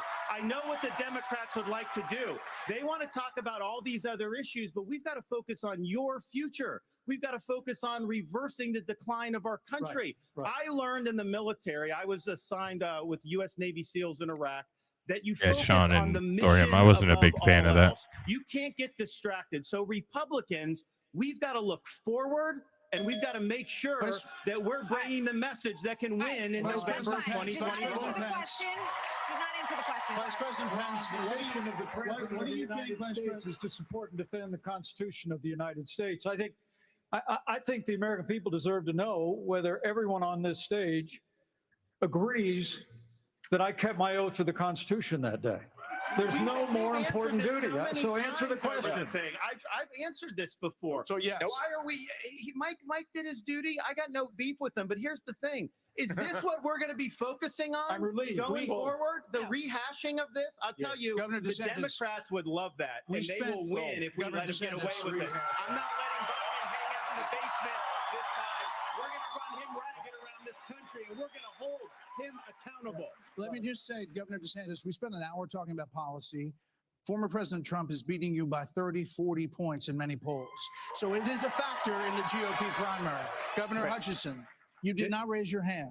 I did not raise my hand because there's an important issue we as a party have to face.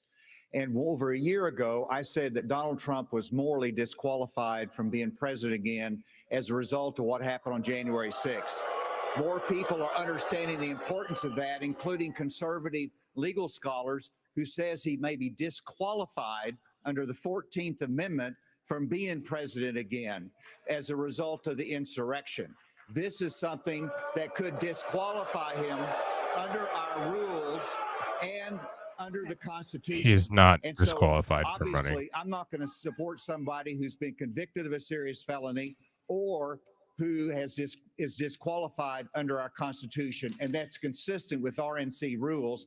And I hope everybody would agree with All me. right, on actually, that. we're going to move on. No, we're going to. Martha, can I answer the question? Why would you do that? I've already been in on it, Vice President Pence. All right, I'd like to answer the question Go you ahead. asked and not give a pre-canned speech.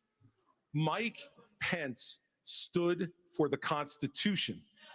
And he deserves not grudging credit.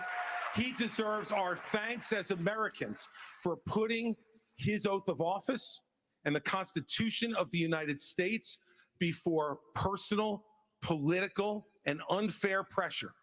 And the argument that we Which need is why to you have see in Christy, this party, Asa, before we can move on to the issues and that Ron talked about, Mike Pence, is we have to all of them on the left, dispense by the with way, the person who that said still that we want need to keep talking suspend about this. the Constitution We need to to put move forward past his it. political career. Mike Trump's Pence running. said no, Trump's and he going to win the deserves credit nomination. for it. Okay. Governor We're Haley, past we that. haven't heard from you on this. Do you agree? Do you agree that Vice President Pence did the right thing that day or not?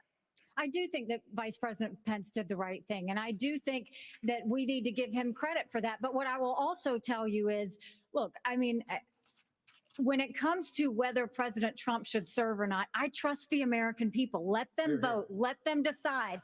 But what they will tell you is that it is time for a new generational conservative leader. We have to look at the fact that 3/4 of Americans don't want a rematch between Trump and Biden. And we have to face the fact that Trump is the most disliked politician in America. We can't win a general election that way. Governor Burgum? Not true, but yeah. It's Governor Burgum opportunity. Happy to answer the question. Mike Pence did the right thing on January 6th.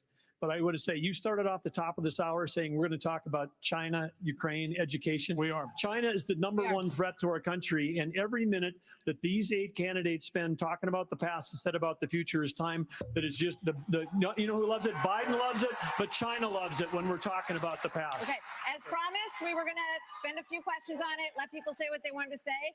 And now, indeed, we are moving on to the subject. The U.S. has committed nearly 77. Can I speak on this issue? I was You kind of did. involved. You answered on this. You did You did say answer. something. Yeah. We thought you were done, but you No, I please. wasn't done. Well, Mike, why don't you say this? Join me in making a commitment that on day one you would pardon Donald Trump. I'm the only candidate on the stage who had the courage to actually say it. That is how we move our nation forward. I don't know and why turn the you page assume that forward. That's Donald exactly Trump right. will be convicted of these crimes. You should be able to make a commitment. The same justice system that was this Here's corrupt. the difference between you and me. Yeah, I'm not a professional I've actually- politician. That's the I've difference. You can answer a question. I've actually given pardons when I was governor of the state of Indiana. It usually follows a finding of guilt and contrition by the individual that's been convicted. So, look, if I'm president of the United States, we'll give fair consideration to any pardon request. But if I may, you know, it's not about looking back at January 2021. It's about January 20th, 2017. I put my left hand on Ronald Reagan's Bible. I raised my right hand. And I took an oath to support and defend the Constitution of the United States. And it ended with a prayer, so help me God. It was a promise that I made to the American people, but I also made it. Shut the hell up, Mike. It made it to my Heavenly Father.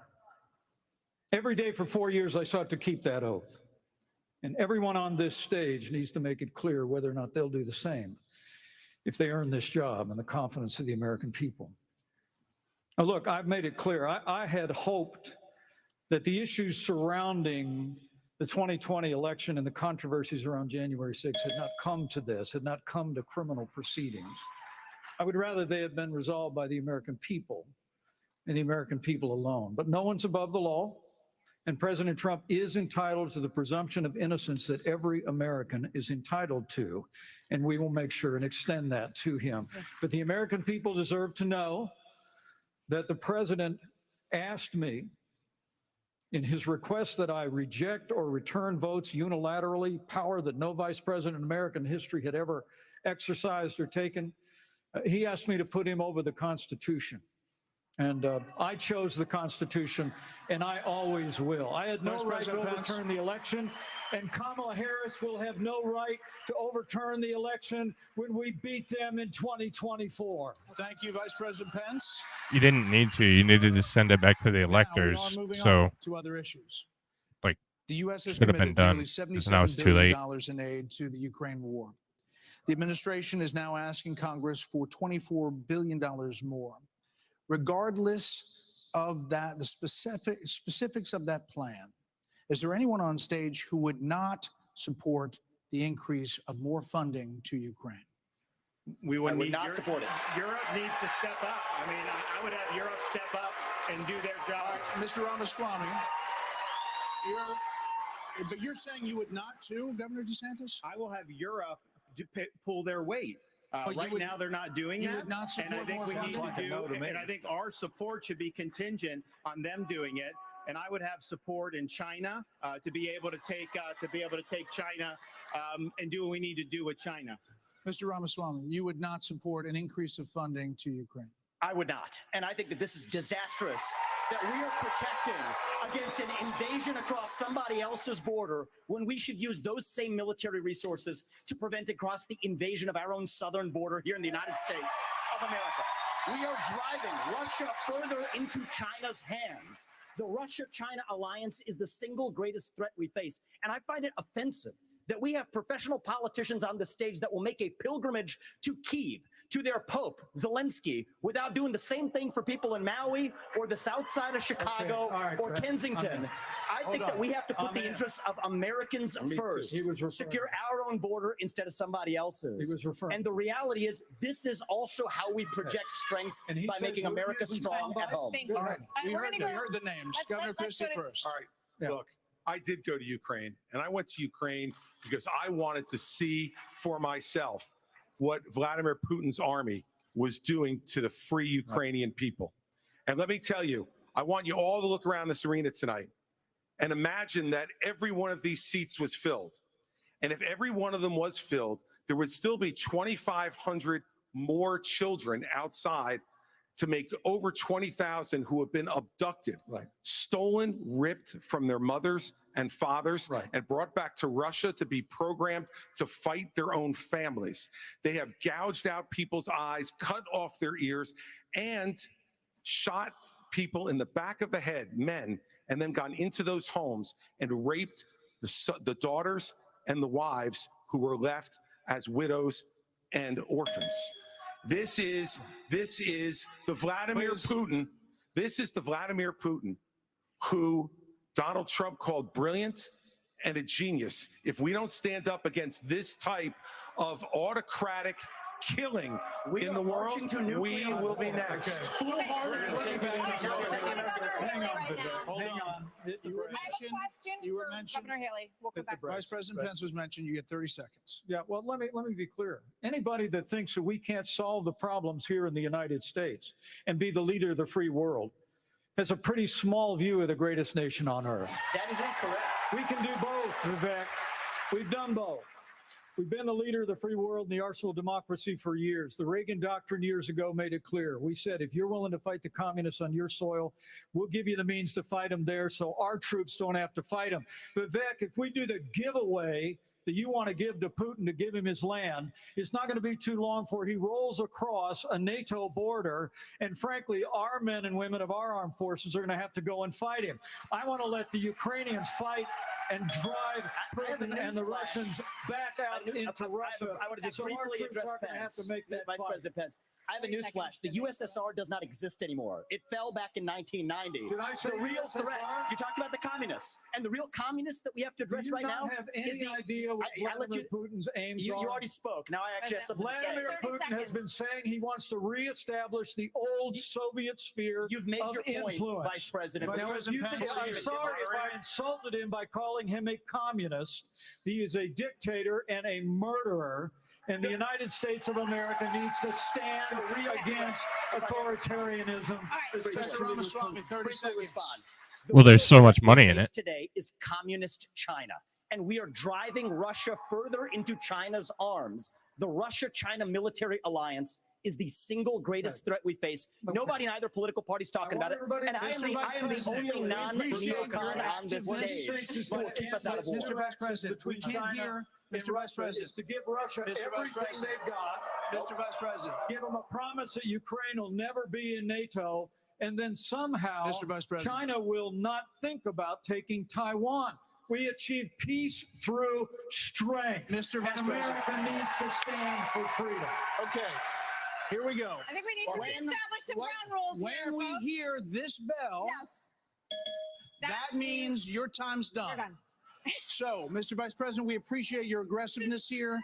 30 seconds is 30 seconds. Mr. Ramaswamy, you were mentioned. You get 30 seconds. So the reality is that today, Ukraine is not a priority for the United States of America.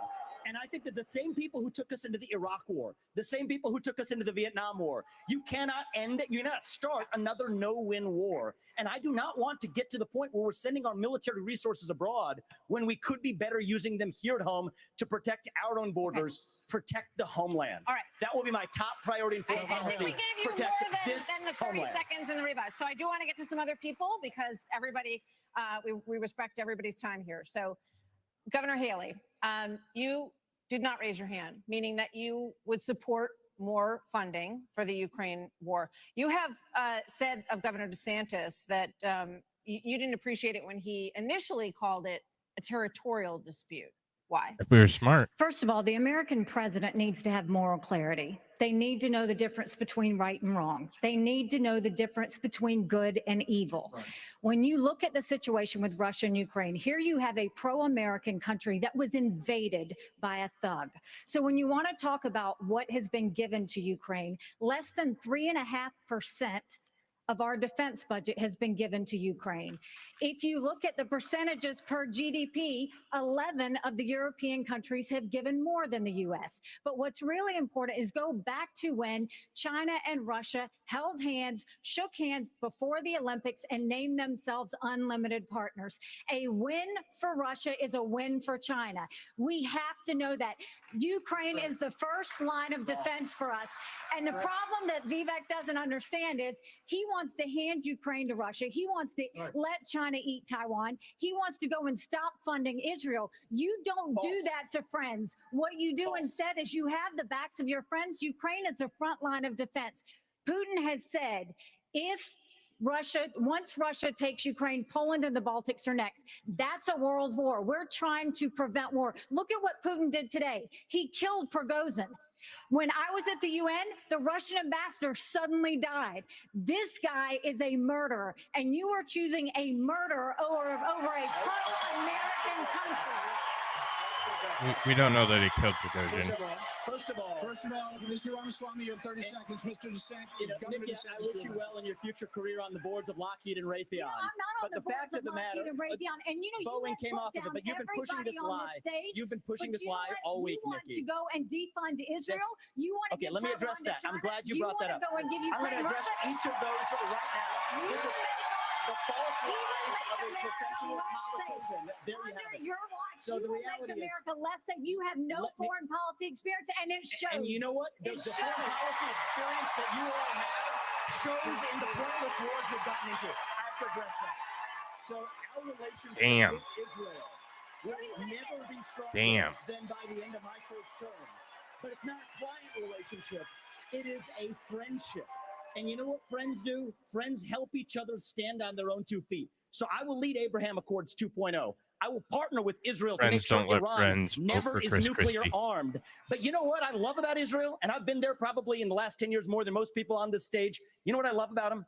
I love their border policies. I love their tough on crime policies. I love that they have a national identity and an iron dome to protect their homeland. And so, yes, I want to learn from the friends that we're supporting. And what puzzles me is, I want to learn from those and apply those to protect our homeland, Nikki. Israel needs the answer. America needs Israel. Okay, Governor DeSantis, you were mentioned at the territorial dispute. Not only... no, it's not a territorial dispute either. President of the either. United States, your first obligation is to defend our country and its people. And that means... you're sending all this money, but you're not doing what we need to do to secure our own border. We have tens of thousands of people who are being killed because we're not handling both. And so I am going to declare it a national emergency. I'm not going to send troops to Ukraine, but I am going to send them to our southern border. When these drug pushers are bringing fentanyl across the border, that's going to be the last thing they do. We're going to use force, and we're going to leave them stone cold dead. We're actually going to move on to China. We're going to talk about China. Okay. Governor Burgum. China has the biggest navy in the world, the biggest army in the world. Now they have warships off the coast of Alaska. They are threatening Taiwan. In coming years, China will have 1,500 nuclear warheads, it's believed. The U.S. just arrested 2 sailors accused of spying for China within our military. So the question is, how would you deter China as a president, Bergen? Well, this is the number one issue we're facing. And of course, we haven't been talking about it, and we act like that letting Russia win in the Ukraine is like a gimme as opposed to a gift to China. Russia has become China's gas station. But how would we do it? The Biden administration is a complete fail. China imports 10 million barrels of oil a day, more than any other country in the world. They do not even have all the food they need to feed everybody in that country. So they don't have energy security or food security. But the Biden administration sends Blinken, Yellen, over there. They're over there. They don't even bring up energy because they're too busy trying to kill the U.S. energy here. And what we need to do is not meetings, not press releases, because something that would send a lot more than a press release is actually Harpoon missiles. We need anti-ship missiles on Taiwan. The way that you have a war never start, which is the goal, the way you have peace through strength is that you actually have strength. You actually have deterrence. And what we have in what we've got going on in Ukraine is an example of when deterrence fail. What is an example there of Biden's disastrous withdrawal from Afghanistan, the fact that he greenlighted Putin moving into Ukraine, and then now they see weakness, and when they see weakness, they make a move. And we have to be strong, and we have to be strong both in Ukraine, and we can solve the southern border. Absolutely, we can do that, because guess what? There's only 19,855 authorized people for the Border Patrol, but they're not all staff because the Biden administration doesn't enforce law enforcement. But Biden administration wanted to put 87,000 people in the IRS as opposed to giving the money in this fort we need to our own Border Patrol. Okay. Senator Scott on China, that same question.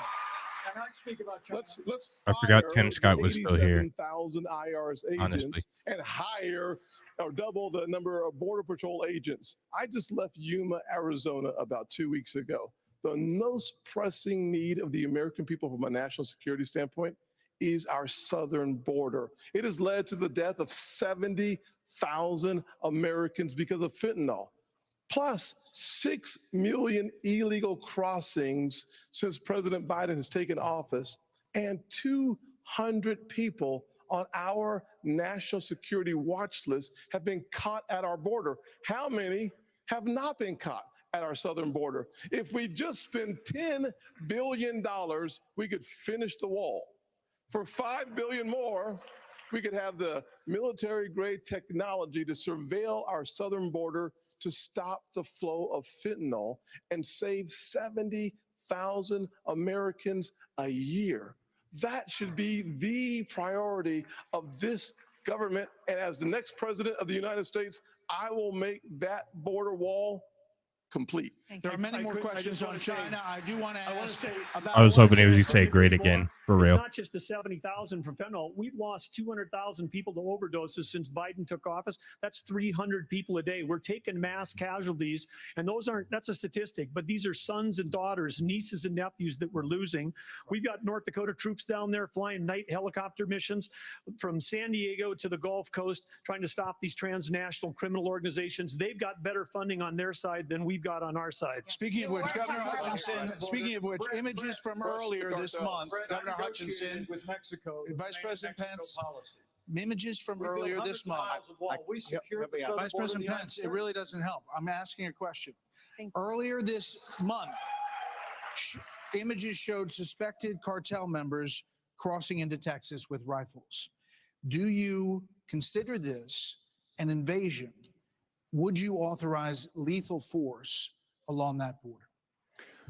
Yes. There would be lethal force used by the Border Patrol, law enforcement as needed to protect the border. Absolutely. When you look at the military has to be used for intelligence gathering purposes. This is not unusual. Whenever I was in the Bush administration, we went down there and met with President Vicente Fox of Mexico and asked his help in going after the cartels. And he looked at me and said, they're a problem to us as well.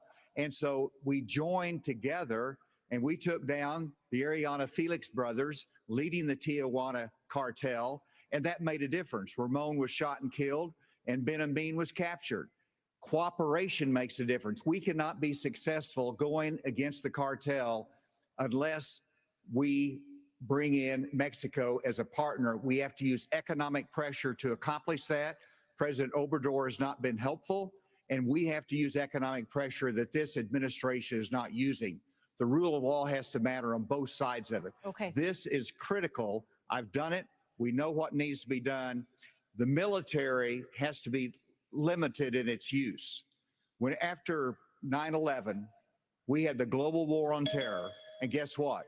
We protected the border at the same time. You can do both. Okay, let's go to Governor DeSantis. So as president, would you support sending U.S. Special Forces over the border into Mexico to take out fentanyl labs, to take out drug cartel operations? Would you support that kind of American military use? Yes, and I will do it on day one. Here's the thing. The cartels are killing tens of thousands of our fellow citizens. You want to talk about a country in decline? You have the cartels controlling a lot of part of your southern border. We have to reestablish the rule of law, and we have to defend our people. The President of the United States has got to use all available powers as Commander-in-Chief to protect our country and to protect the people. So when they're coming across, yes, we're going to use lethal force. Yes, we reserve the right to operate. How many more tens of thousands are we going to let to die? I am sick. I've met angel moms throughout this country. I met a lady in Texas named Tracy, and her son took one Percocet that was laced with fentanyl, immediately died.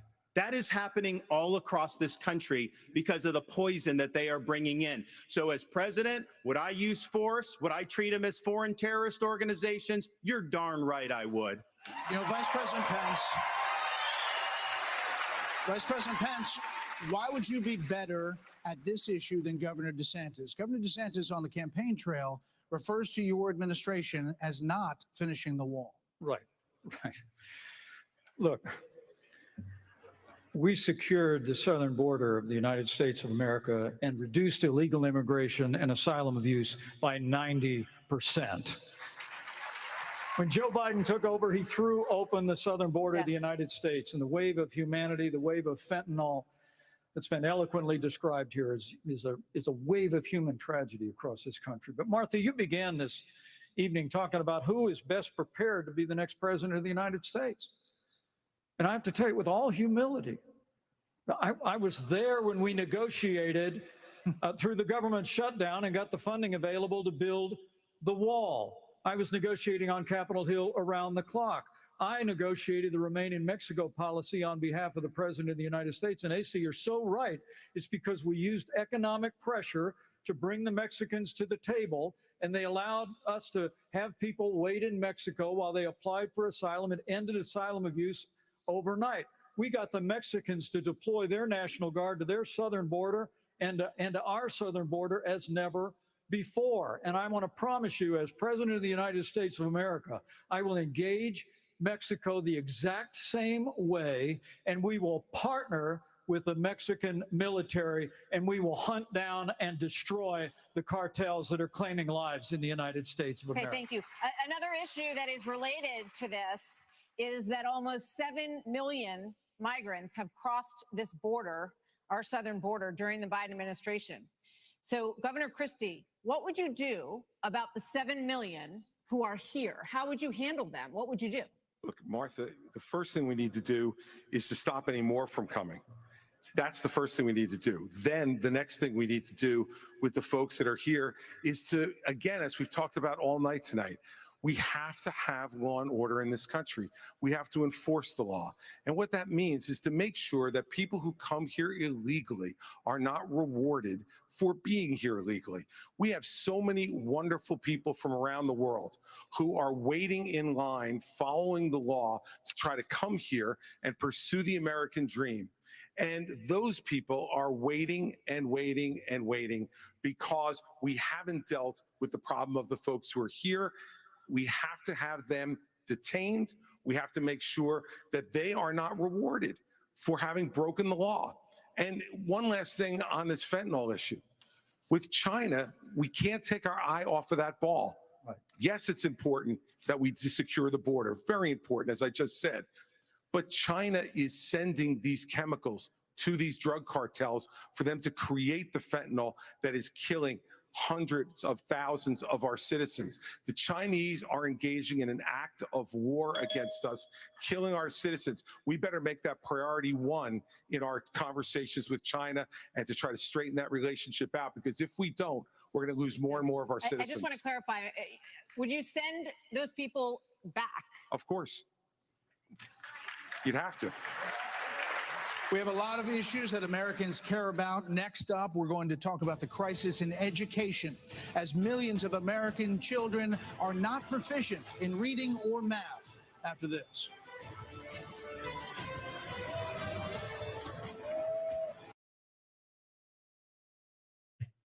Well, that was so we're really starting to see a separation of the two classes, in my opinion. And again, this is just my opinion. We can, we can go back and forth. We can have our discussions, debates, and stuff like that. This is my opinion, and you're welcome to disagree, of course. But I think we're really seeing the separation of the people that are no longer going to be here, or probably shouldn't have been here, and the ones that have really kind of removed themselves. If it weren't for Tim Scott being so politician, I think he's hit his ceiling. I like some of the things he's saying. I do not like the way he carries himself, or the cadence. I don't like the way he talks. I just don't. I really don't. But I think Tim Scott is kind of in that middle ground. Doug Burgum, again, like what he said for the most part. I just don't like, again, the way he's kind of handling himself, carrying himself. I think the other four, Nikki Haley, Asa Hutchinson, Mike Pence, and Chris Christie, should all suspend their campaign tomorrow. They're not going to do anything. It might get some travel time in, but that's about it. And then I still have DeSantis. He's kind of faded. I wish he had a little bit more energy. I wish he came at this a little bit harder. But hey, I think he's still doing okay. Thanks, Composer C. And Vivek, I think, is kind of burning out and going to the middle of the pack again. I think he needs to pick his spots a little bit better, and that comes with experience and being on the debate stage. And hopefully he gets back to bringing it down, and we can see him with a much more refined process in the next debate. Honestly, Eyebrows is saying good things, but he's so weak looking. Yeah, and that's, again, the carrying of himself and the way that he presents and the force in which you say something. It's not what you say as much as it's how you say it that really makes all the difference in the world. I think he could be doing a lot better job. I don't know. So, yeah. So I like him.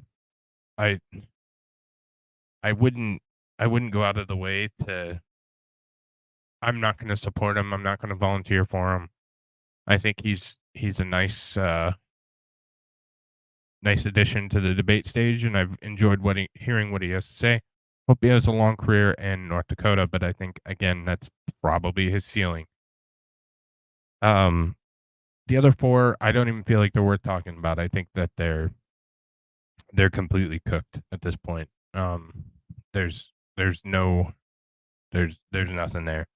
Tim Scott, again, I think that if he could get over that hurdle and get rid of that cadence, then I'm sure he'd learned. Then he'd be much better off. Vivek, I hope he I hope he studies and gets better. But I said in the beginning, this wasn't his race. This is just getting his name out. All right. And we are back, ladies and gentlemen. Absenteeism, deep declines for reading and math for 15-year-olds and 13-year-olds. Governor DeSantis, you would eliminate, you said, the Department of Education. But as president, would you still have a responsibility to fix this crisis as we see it? Absolutely. The decline in education is one of the major reasons why our country is in decline. We need education in this country, not indoctrination in this country. And in Florida, we stood up for what was right. First, we had schools open during COVID, and a lot of the problems that we've seen are because these lockdown states lock their kids out of school for a year, year and a half. That was wrong. We stood up. I took a lot of fire for that. I was pilloried by the media, but I stood for our kids. And as president, I'll stand for you and your kids as well. But we have to make sure that what our schools are doing is focusing on solid academics. In Florida, we eliminated critical race theory from our K through 12 schools. We eliminated gender ideology from our K through 12 schools. And we have elevated the importance of American civics in teaching our kids about the Constitution and the Bill of Rights. As president, I'm going to lead an effort to increase civic understanding and knowledge of our Constitution. We cannot be graduating students that don't have any foundation in what it means to be an American. Mr. Ramaswamy, Mr. Ramaswamy, hold on, Senator Scott. You've said that the Department of Education, the FBI, the ATF, the Nuclear Regulatory Commission, the IRS, the Department of Commerce, many of these should not exist. That's correct. So to the education question, how would you deal with the crisis? So look, we have a crisis of achievement. Let's shut down the head of the snake, the Department of Education. Take that $80 billion, put it in the hands of parents across this country. This is the civil rights issue of our time. Allow any parent to choose where they send their kids to school. End the teachers' unions at the local level to allow public schools to compete. And then revive our national identity where every high school senior should have to pass the same civics test that, frankly, every immigrant, including my mother, had to pass in order to become a citizen of this country. And the fact of the matter is, look, there's a part of education policy that also rests with the family. I didn't grow up in money, but you know the word privilege gets used a lot. Well, you know what? I did have the ultimate privilege of two parents in the house with a focus on educational achievement. And I want every kid to enjoy that. So part of the problem is we also have a federal government that pays single women more not to have a man in the house than to have a man in the house, contributing to an epidemic of fatherlessness. And I think that goes hand in glove with the education crisis as well, because we have to remember education starts with the family, and the nuclear family is the greatest form of governance known to mankind. Governor Haley has said that biological boys playing in girls' sports is the women's issue of our time. You said that even though you signed a ban on this in North Dakota, that there hadn't been one instance where it was actually needed. Are you saying that you think that too much is made of this issue? No, I'm saying in North Dakota, we made a priority of protecting women's sports, and we've done that in our state. But I would absolutely do that. But I do think when we start talking about education and we think that we're going to have a federal government, one size fits all, we're just completely losing track of the fact that education differs by state. Some school districts are doing a fantastic job, some less so. But the idea that every school district, state, and every teacher is somehow indoctrinating people is just false. You know, when I was building a company from scratch, you know, with small town kids, and we went, you know, grew up in a town of 300, but we built a global company in 132 countries with over 100,000 customers. We listened to those customers. We spent time with them. We talked to them. We did that. And as governor, well, education is one of the biggest part of a state budget. So as a governor, I shadow a student. The night before I find out the student finds out, I'm going to go to every class with them. I don't sit and lecture school districts how to do it. I go and see the experience. And there's a lot of things that have to change. But what needs to change in education is it's innovation. We're doing it the same way we did it 50 years ago with innovation, not regulation. I would get rid of the Department of Education. I would give block grants to schools, but I'd give them on merit based on who's doing the most innovative. I just got done holding the 7th annual Governor's Conference on Innovation Education. You should see what the people are doing when you cut loose the red tape, get the burden off their back. They care. Teachers in this country, the vast majority of them care about those kids. They're working in low-paying jobs, and they're fighting for those kids and their families. Governor Haley, you said that this was the women's issue of our time. First, I'll tell you, as you know, as a parent, the one thing you want is for your child to have a better life than you did. And we can talk about all of these things, and there's a lot of crazy woke things happening in schools, but we've got to get these kids reading. If a child can't read by 3rd grade, they're 4 times less likely to graduate high school. So we need to make sure we bring in reading remediation all over this country. We need transparency in the classroom because parents should never have to wonder what's being said or taught to their children in the classroom. Parents need to be deciding which schools their kids go to because they know best. And let's put vocational classes back into the high schools. Let's teach our kids to build things again. When we do that and we allow that innovation, that's when it'll get back. And yes, I will always say I'm going to fight for girls all day long because strong girls become strong women become strong leaders, and biological boys don't belong in the locker rooms of any of our girls. Another point on education. We're going to start the lightning round, and the first question is going to go to you, Vice President. So this is a lightning round of questions, 30-second answers, please. President Biden will be 82 years old on Inauguration Day. Nearly 70% of Americans say that he is too old to serve. Should presidents have to pass a mental and physical test in order to serve, Vice President Pence? Well, it might be a good idea to have everybody in Washington, D.C. pass a mental and. But 30 seconds, no. The American people can make those judgments. But let me say, I'm running for president of the United States because we don't need a president who's too old, and we don't need a president who's too young. We need a president who's been there. We need a president who knows how Congress works, how the White House works, how states work. And on this education issue, Martha, I was fighting against No Child Left Behind when Republicans were doubling the Department of Education.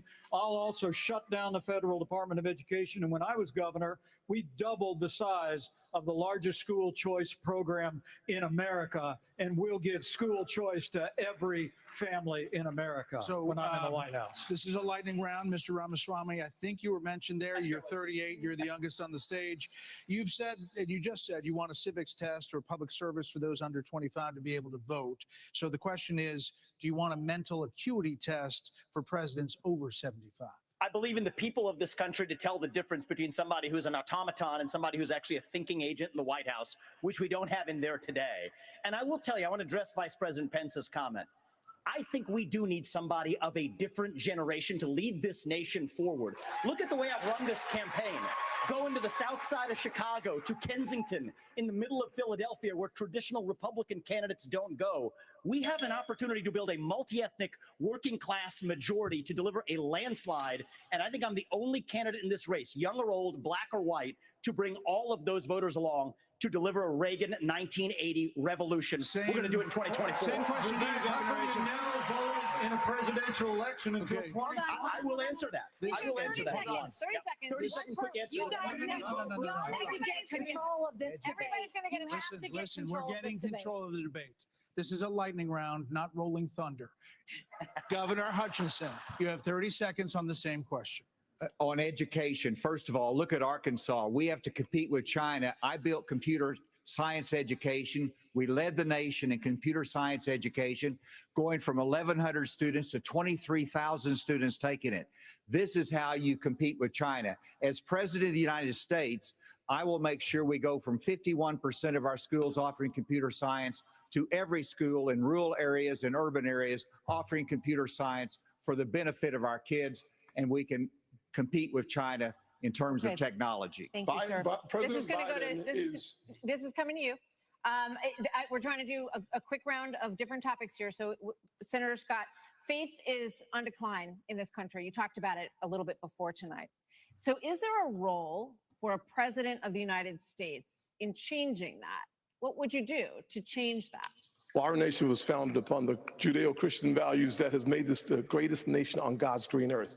I'm a big believer in Ephesians 3:20 that God is able to do exceedingly abundantly above all that we ask or imagine. Our responsibility should be to model the behavior we want others to follow. On education, the only way we change education in this nation is to break the backs of the teachers' unions. They are standing in the doorhouse of our kids, locking them into failing schools and locking them out of the greatest future they could have. As President, Governor DeSantis, would you support some mandatory military service for all Americans? I think it should be voluntary. I'm somebody that volunteered to serve, inspired by September 11th, and I deployed to Iraq alongside U.S. Navy SEALs in places like Fallujah, Ramadi. And it's something that I think has taught me, when you go in that type of environment, anything you have, your personal agenda, you check it at the door. You go there, and it's about focusing on the mission above all else. And guys come together, and they get it done. And that's how I would view being the president of the United States. It's not about me. It's not about all these other side issues. My sole focus will be on your future and reversing this country's decline. Okay, now for something a little out of this world, and this is for you, Governor Christie. Do you believe that the recent spike in UFO encounters? I get the UFO question? Yeah, you do. Come on, There man. you go. No, but okay, we've been hearing a lot of testimony in Congress, and people are taking this a lot more seriously. And we're hearing that, there are things going on that people aren't aware of. So if you were president, Governor Christie, would you level with the American people about what the government knows about these possible Look, encounters? Martha, and especially coming from a woman from New Jersey, I think it's horrible that just because I'm from New Jersey, you asked me about unidentified flying objects and Martians. We're different, but we're not that different. Look, of course, the job of the President of the United States is to level with the American people about everything. The job of the President of the United States is to stand for truth. The job of the President of the United States is to be a role model for our children and our grandchildren.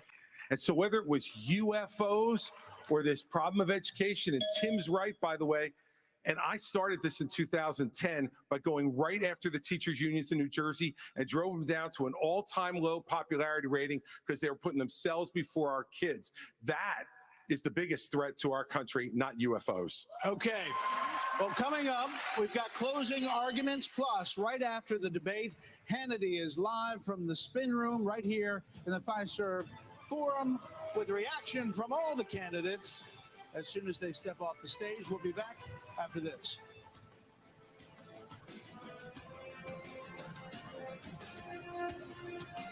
Do you trust our government and where the economy is heading? Does the thought of losing your hard-earned retirement... All right, so we're getting near the end of it. Some people are starting to fade out. Sean, Twisted Bunny Sean, send me a message on Discord. I forgot your name.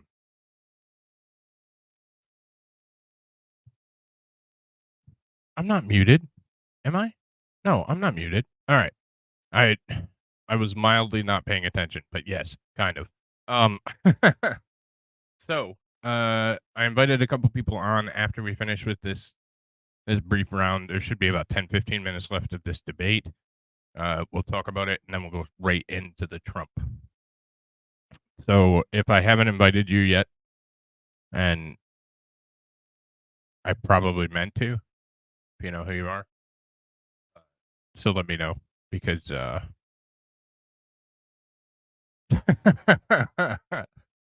but yeah, I think they're starting to fade. Got a little testy there for a minute. I don't know. I don't know where or what or when Hannity did want Trump to pardon Hunter.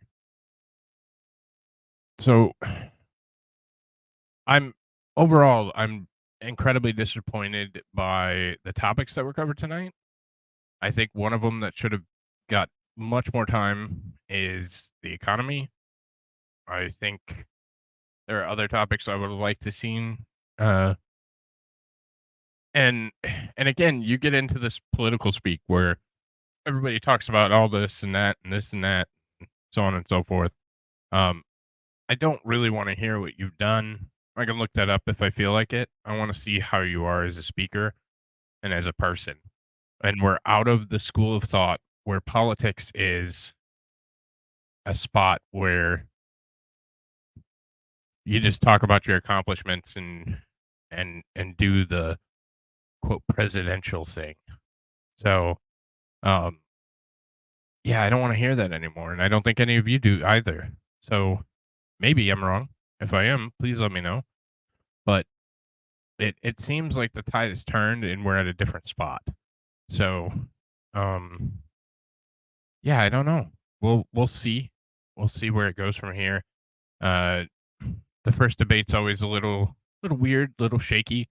We should see it pare down a little bit, and who knows, maybe we'll get Donald Trump on a debate stage with, the top 3 or 4. I don't think Trump's going to debate, nor do I think he should. But it'd be nice to see.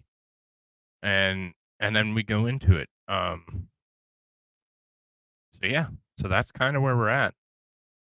We're just waiting for Fox's last commercial break so they can squeeze a couple more pennies out of this. And then they'll be right into the last of this lightning round with things like UFOs and bullshit. So, Hannity is a company man. Yes. Yeah, Fox did terrible on this one. So, I think they did very, very poorly on this debate.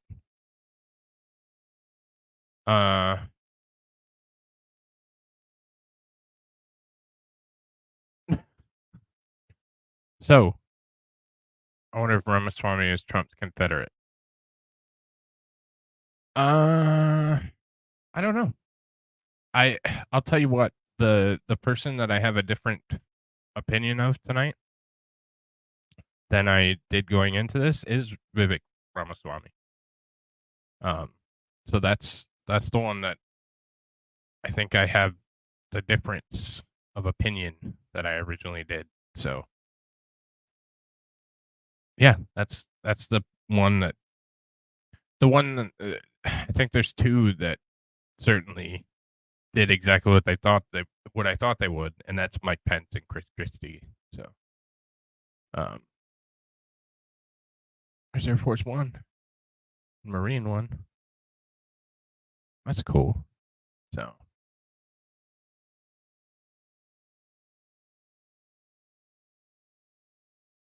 you're usually wrong, but not on this. This is like just 39%. And we're back. In his pitch to get to the Oval Office, President Reagan called America the shining city on a hill, a beacon of hope and optimism. So in your closing statement tonight, please tell American voters why you are the person who can inspire this nation to a better day. These are 45 seconds, and we begin with Governor Burgum. I understand why America's hurting. Biden's inflation is choking us. I grew up in a small town. My dad died when I was a freshman in high school. My mom, widow of 3, went back to work. Every job I had growing up was one where I took a shower at the end of the day, not at the beginning of the day. Our cities are less safe because of the fentanyl pouring into this country. Our economy is being crushed by Biden's energy policies, which are raising the cost of every product you buy, not just the gasoline at the pump. One thing that I'll do as president, I'll secure the border. I'll get this economy sprinting, not crawling like it is right now. And I would say that other thing is for sure, when I'm on a horseback in the Badlands of North Dakota, it looks like the horizon is just limitless. And when you can almost see beyond that horizon, you can see that this great country, our future is unlimited. But we've got to focus on innovation, not regulation. We've got to cut the red tape. We got to drive ourselves forward. The way we win the Cold War with China is by growing our economy and through innovation. And as president, I will bring out the best of America, I will improve every American life. Well, Governor we hope you're Hutchinson. back on your horse soon, Governor. Governor Hutchinson. Our nation is in trouble, and it's in trouble because of failed leadership. And the solution is not 4 more years of Joseph Biden. The solution is not 4 more years of Donald Trump. The solution is new leadership that can bring bold ideas to America and to bring out the best of America. A president's #1 responsibility is to bring out the best of our people. That's what Ronald Reagan did. And he did it with optimism and hope for our country, with consistent conservatism. That's exactly what I bring. As president, I'll bring out the best of America in terms of individual responsibility, building our economy, in terms of securing our border, enforcing the rule of law. I'll bring out the best of America in terms of our national character, our faith, and our hope for the future. Join in this fight, asa2024.com. Thank you. Senator Scott. Thank you. I was a disillusioned young man growing up in a single-parent household, mired in poverty. I wondered if the American dream was real for a kid like me. I can stand before you today and say the dream is alive, it is well, and it is healthy. I have the good fortune of a mom who works 16-hour days, making sure we have food on our tables. She taught me that if you're able-bodied in America, you work. If you take out a loan, you pay it back. If you commit a violent crime, you go to jail. And if God made you a man, you play sports against men. I'm Tim Scott. I'm asking you for your vote. And if you're in Iowa, I'm asking you to caucus for me. You can go to votetimscott.com for more information or to make a contribution. Governor Christie. Thank you, Brett. Thank you, Martha. Look, everybody on this stage wants to be the next president of the United States. And the only way that's going to happen is if we beat Joe Biden. I'm the only one on this stage who's ever beaten a Democratic incumbent in an election. I did it in a deep blue state, being outspent 3-1. Beating a Democratic incumbent is not easy. The last Democratic incumbent president who was defeated was Jimmy Carter. And he was defeated by a conservative governor from a blue state who knew how to get results, who stood for the truth, who cared about accountability, and stood strong and hard against waste. Those are the very things that I did in my 8 years as governor of New Jersey, and it's exactly what I'll do as president of the United States. Believe me, the Democrats want some other nominee who's never beaten a Democratic incumbent. I'm the one who can win this race, and if you give me the chance, I will restore our country by winning it. Thank you. Governor Haley. Several weeks ago, I dropped my husband, Michael, a combat veteran from Afghanistan, off at 4 a.m. for another year-long deployment. I watched him and 230 soldiers pick up their 2 duffel bags of belongings to go to a country they had never been, all in the name of protecting America. If they are willing to protect us from there, we should be willing to fight for America here. I will beat Joe Biden, and he knows that. I will strengthen our economy, and we'll bring this inflation down. We will put transparency in the classroom.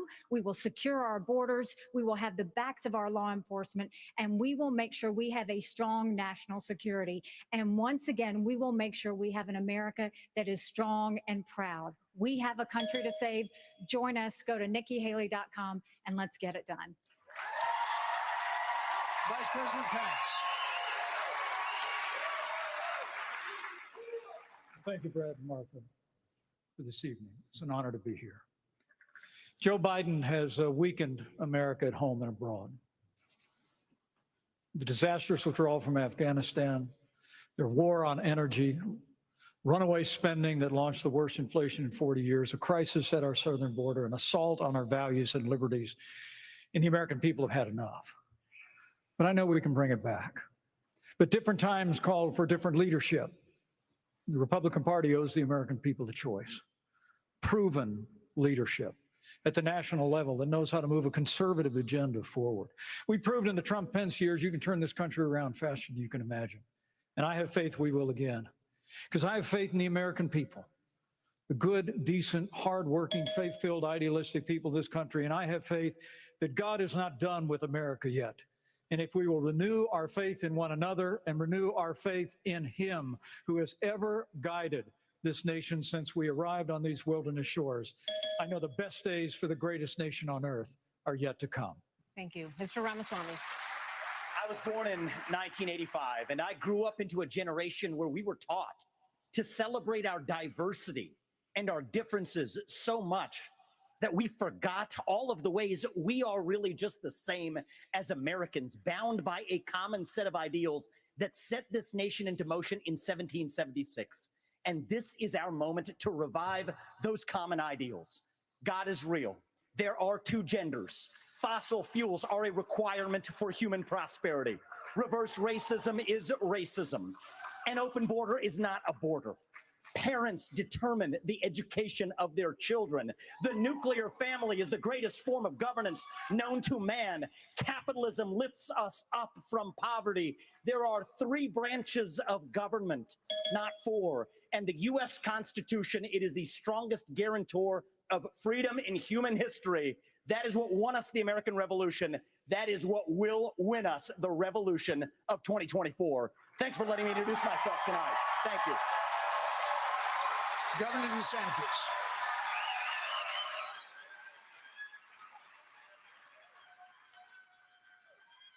Governor? This is our time for choosing. We will send Joe Biden back to his basement and we will reverse the decline of this country. I'm a blue collar kid. I work minimum wage jobs to be able to make ends meet. I understand the importance of the American dream, and I know how that's slipped away from so many millions of Americans. We'll restore it. I'm a veteran who served in Iraq. I know what it means to put service above self. I'm also a dad and a husband to 6'5" and 3-year-old. I understand the importance of protecting parents' rights and the well-being of our children. In Florida, we showed it could be done. I made promises and I delivered on all of those promises. 2024 is make or break. We're not getting a mulligan, no excuses. I will get the job done. And as your president, I will not let you down. God bless you all. Well, we want to say thank you. Thank you to all the candidates on the stage tonight, and thank you to Milwaukee. Thank you, everybody. We will see you on the campaign trail from debates to primaries to the general election and the conventions before that. Thanks for joining us. Sean Hayes. All right. So that is the first GOP debate for 2024. And now we're going to go to a panel. Don't go anywhere. We still have fun to have. We still have the Trump interview with Tucker that I'm going to play right after this. But first, let's bring in some of my friends and see what they have to think about it. First, we have the lovely Dog Mama. What's up, Dog Mama? Hey, how are you? I'm all right. So, we have the bingo winner, Cheese. Hello, hello. And I'm so glad that nobody's noticed yet that I actually never signed up for the bingo thing. I just yelled bingo in the middle of everything, and you guys are like, congratulations. No, I won. We do it on the honor system, but Yeah, I have no honor. Your prize is man bun, so you can claim it in Florida. Oh, hell yeah. Yeah. And our favorite Canadian that has nothing to do with this shit, but we'll get her opinion anyways. Digger. What's up, Digger? Hello. Oh. Hey. Oh my goodness. I have really changed my mind on a few of these things now. Or these guys. Oh. And one more. Ooh. We got one more. The most twisted bunny that I know. Oh. What's up, Sean? Hey, what's up, everyone? Hello. Sorry, I was having a few technical difficulties. Oh no, two East Coastians in one thing. This is going to be very concerning for a lot of people. It is. It's okay. I got the West Coast covered. So I genuinely have a question for Sean. I know this is not related to everything, but being that you're such a huge Philadelphia Eagles fan, I can tell by the thing you have in the background. There's a little bit of an explanation for that, but okay. What are Philadelphia Eagles fans' opinions on Pittsburgh Steelers? Is there a sort of thing, state rivalry? That looks like a no. Well, I mean, if we're going back, I was going to say that Let's see here. I haven't followed sports in Christ. How old was I then? 23. So 16 years, probably. Okay. So, but in general, I mean, yeah, there's kind of a state rivalry in a way. You know, you got east part of PA, west part of PA, kind of like the argument over what's better, Sheetz or Wawa. Right. But Well, trying to figure out how best to put it. I just want to get back on track, but the reason I brought that up is, I mean, man, that the debate we watched, I mean, the Philadelphia Eagles both being really, really bad. I mean, where do you even start? You know, where do you start with this one? Well, I'll start. So we can start with the King of the biggest segue. pressing. Yeah, we could start with the biggest pressing question. Did anybody on that stage, in anybody's opinion, unseat Trump from the nomination? No. Not at all. No. If anything, they probably gave him more points. Yeah. Okay. You know? Yeah, I like DeSantis. Well, some of the stuff that DeSantis was saying, but that last one there about, oh my God, now I'm trying to remember the exact question. It was about military. Would he? Oh my God, my brain just went. It was he for Jesus Christ. Non-volunteer service in the military. Let's put it that way. You know, like a lot of other countries do have, where you have to serve a certain amount of time in the military when you get to a certain age. And he kind of answered and then brushed it off and was like, oh, well, when I'm president, these are the values I learned in the military, and this is how I would do things if I was president. It's like, okay, you kind of answered the question by saying no, you'd keep it voluntary, but then you went off on a tangent. Right. I didn't like that. Mm-hmm. Yeah. Yeah. And I think that an evasive answer is the worst answer you can ever give. Answer the Absolutely. question. Like, that's what you're there for. So, Yeah, it shouldn't be a Senate or congressional hearing, you know. Right. We're here for the answers.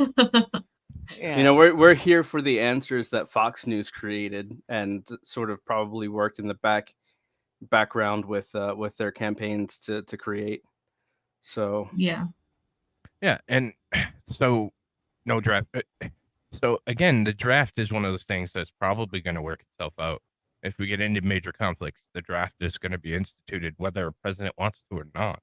Right. So it's another one of those where, you know, we probably shouldn't bring it up. So. Well, you see, there's almost a precedent to see what exactly would happen in the event that a draft would be instituted. It would be significantly worse under a Democrat administration, because that is the precedent we have. And a majority, and we're talking about a huge majority during World War II of draftees were Republican. I think the numbers were roughly 80% of all draftees were Republican. So, hey, huge surprise if the Democrats get power and they implement a draft, because, oh no, you know, the war that they started got fucking even hotter.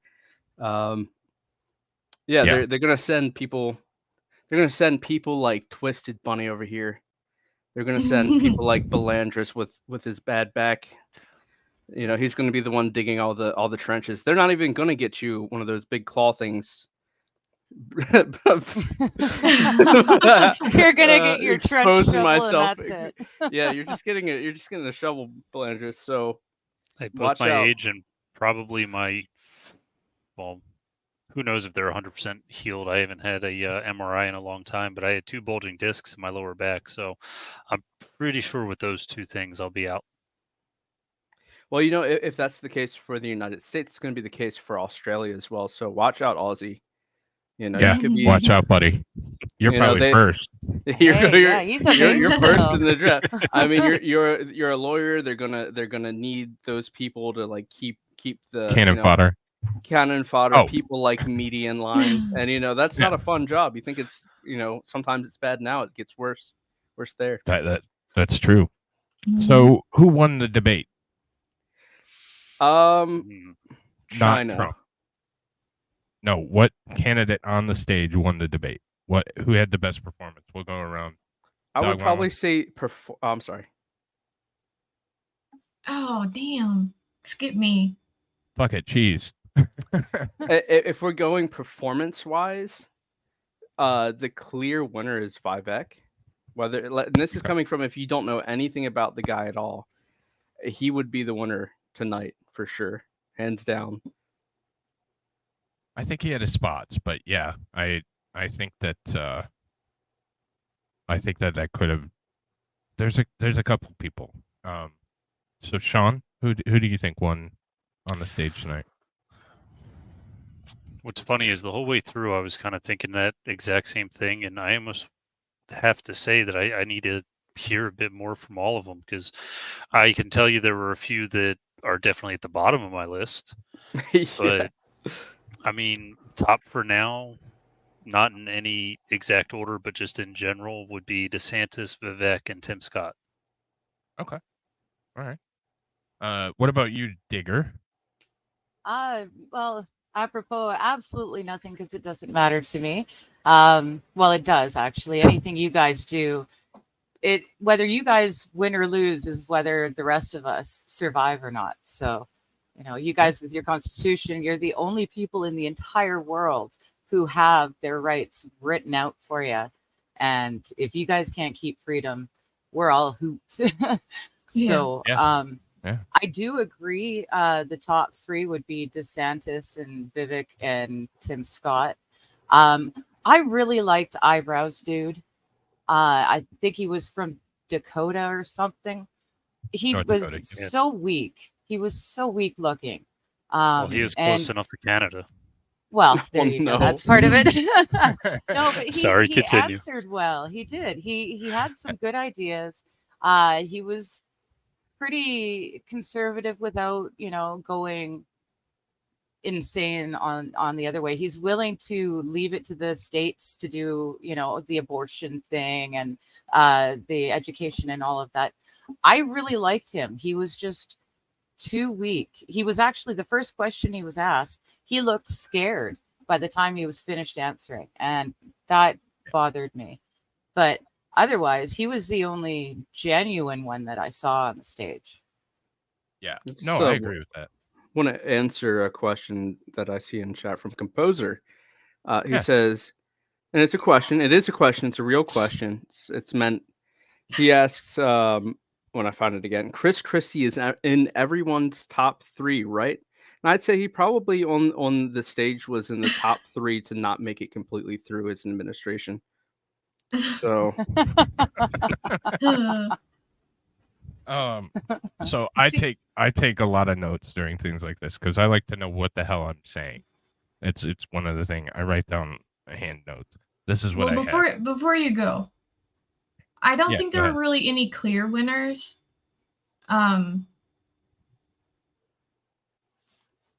There were definitely bottoms. Yes, I said that. Phrasing? Phrasing? Yeah, I was gonna say, like, Yeah. I don't know. I like, what was it, Vivek? I mean, I know he's young. I know he didn't really, but he made a lot of good points, especially like on education and, stuff like that. But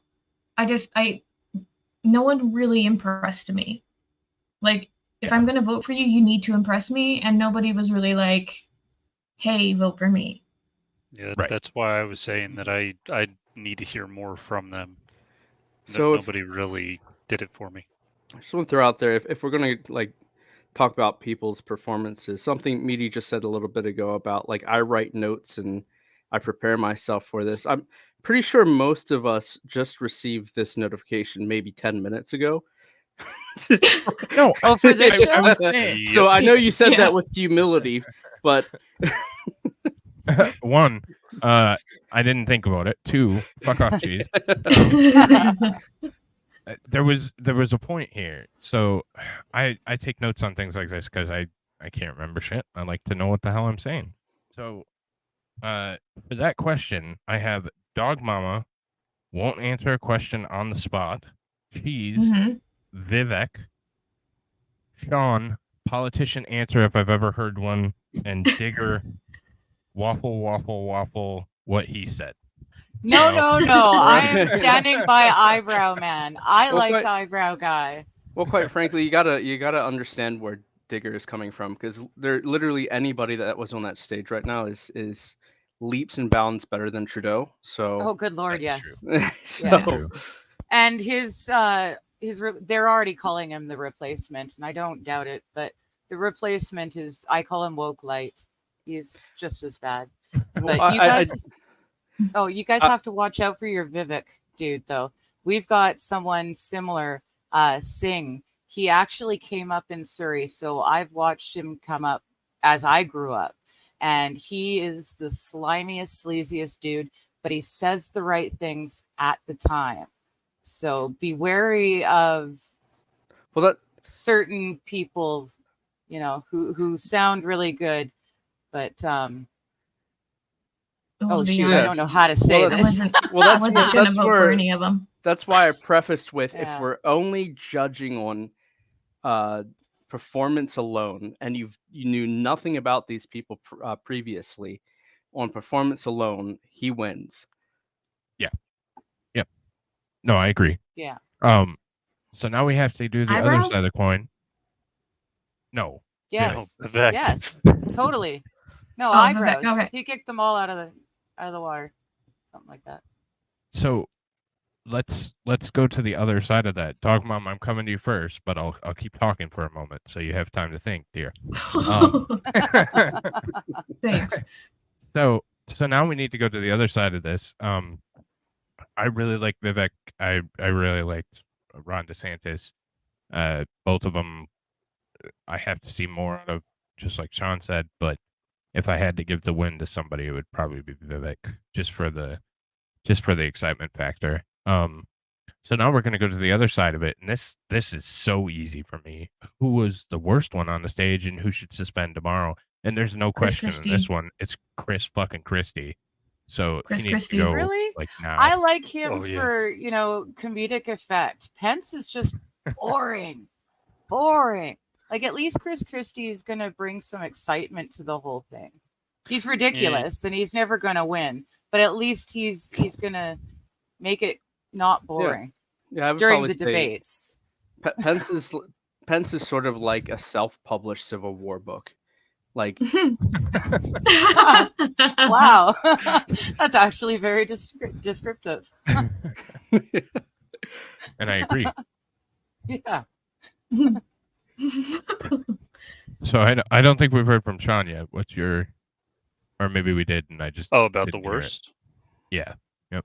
Oh, definitely. Well, I'm also kind of biased against Chris Christie. Being from the Philly area, I spent years Aw, hearing come on, about, man. oh, he's the first Republican elected over there and blah, blah, blah. And I'm like, okay, great. What's he doing? And it was like, yeah, nothing.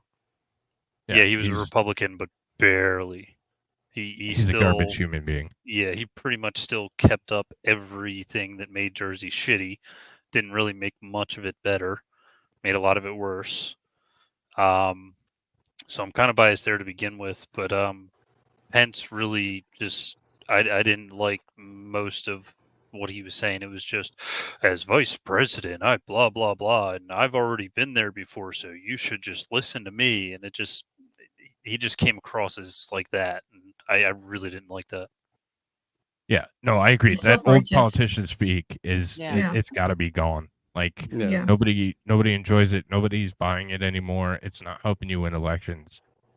If I were in a position to manage anyone's campaign, it would be get that out. Like that's not going to help you in any Yeah. way. Absolutely. well, it's just keeping an eye on chat. But with Liza stating, I respected Pence being brave and bringing up faith. I don't know. You got to be careful with that. It's sort of in a way, it's really cheap. I mean, if he was anywhere else, literally anywhere else, other than a Republican convention, and talking about faith, like let's say he went to APAC, or I don't know, maybe there's a Muslim version of that, and he was talking about his faith. That would be brave in a way, but Republican in the Ronald Reagan theater, no, that's in my opinion that was cheap. It was in my opinion, was a little bit cringe. I think that's a reaction I was seeing at the time. But yeah, so my vote wasn't just Christie. I think it was the other guy. Like, I don't even know what his name is. I never Asa stuck with. Hutchinson. Yeah, the guy from what was it? Oh yeah, he was Arkansas. kind of a sleaze. Yep. Yeah, like he like instantly gone. Like, I don't even know why he's up on the stage. Who's voting for that guy? Right. I mean, He actually reminded me of the lawyer for oh shoot, now I lost it. The guy that we just watched get put in jail for killing the wife and son, even though he didn't do that, but he stole a bunch of money, so everyone decided to put him away. Can't remember his name now. It's on the tip of my tongue. But that Asa dude reminds me of his lawyer. Very slimy, very, the guys club, backroom, handshake Murdoch. deals, and yes, Murdoch. Murdoch's lawyer. Yeah, I'd look it up. Yeah. It's in chat now. They were just a little behind. Yeah.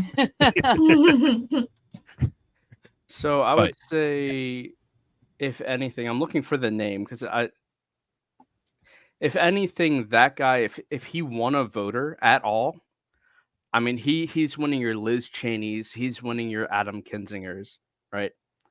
Absolutely. That's all he won, and they're the most irrelevant part, like group part of the. I mean, I'm saying it very loosely that they're part of the Republican Party. I don't think they are. I think they were misleading their constituents on their true beliefs and their party. I mean, I wouldn't even classify them as rhinos in a way because they're worse than that.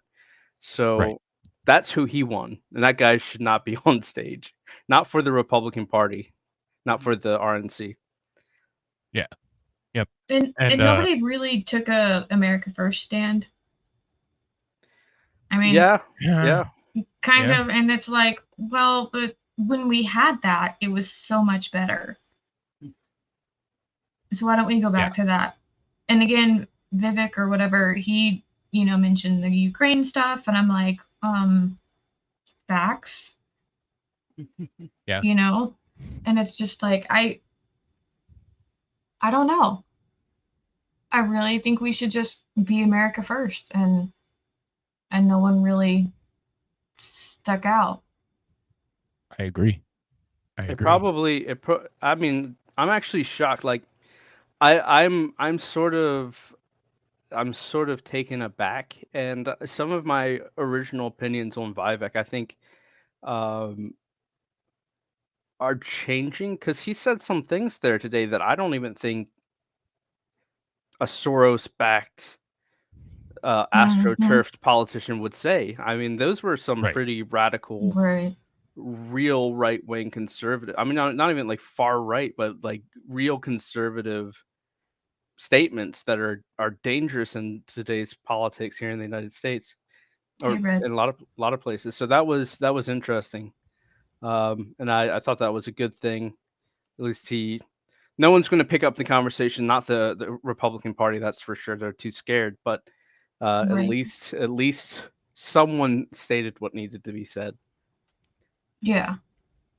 Okay, I have I have one more question, and then I'm gonna get to the Trump, and you guys are welcome to hang out. I'm just gonna let it run. It's like 40 minutes, so you guys are welcome to hang out with me, or or you can run if you want to. It's up to you. I'll hang. We're not gonna leave I'll you, hang. Moody. Good. Don't leave me ever. So what was the worst topic that Fox brought up as a debate topic? UFOs. That's one. UFO. Yeah. That is a cheap shot. I know. That was very regular topic, not lightning round topic. Yeah. I mean, they I don't know what they were thinking. They did that a couple times to themselves, but that one was a bottom of the barrel question. Yeah. Yeah. I mean, it's a late night show TV question. It's the late night TV show question that's been asked from multiple presidents now. Right. And Yeah. I was just going to say, personally, I think probably when you were saying non-lightning round ones, It was when they brought up the whole thing about Trump and, oh, if he's actually, what was it? Not that he's, I think they asked if he's actually indicted on him or something like that. Or did they actually ask if he's found guilty? No, I can't remember. I think they said found guilty, but then Okay. somebody brought up 14th and he's not eligible. Asa brought up 14th and he's already not eligible. So. Yeah, that whole thing, I thought that was kind of a cheap shot where it was like, oh, well, if he's actually convicted in this and that, would you still back him if the Americans wanted him as a president?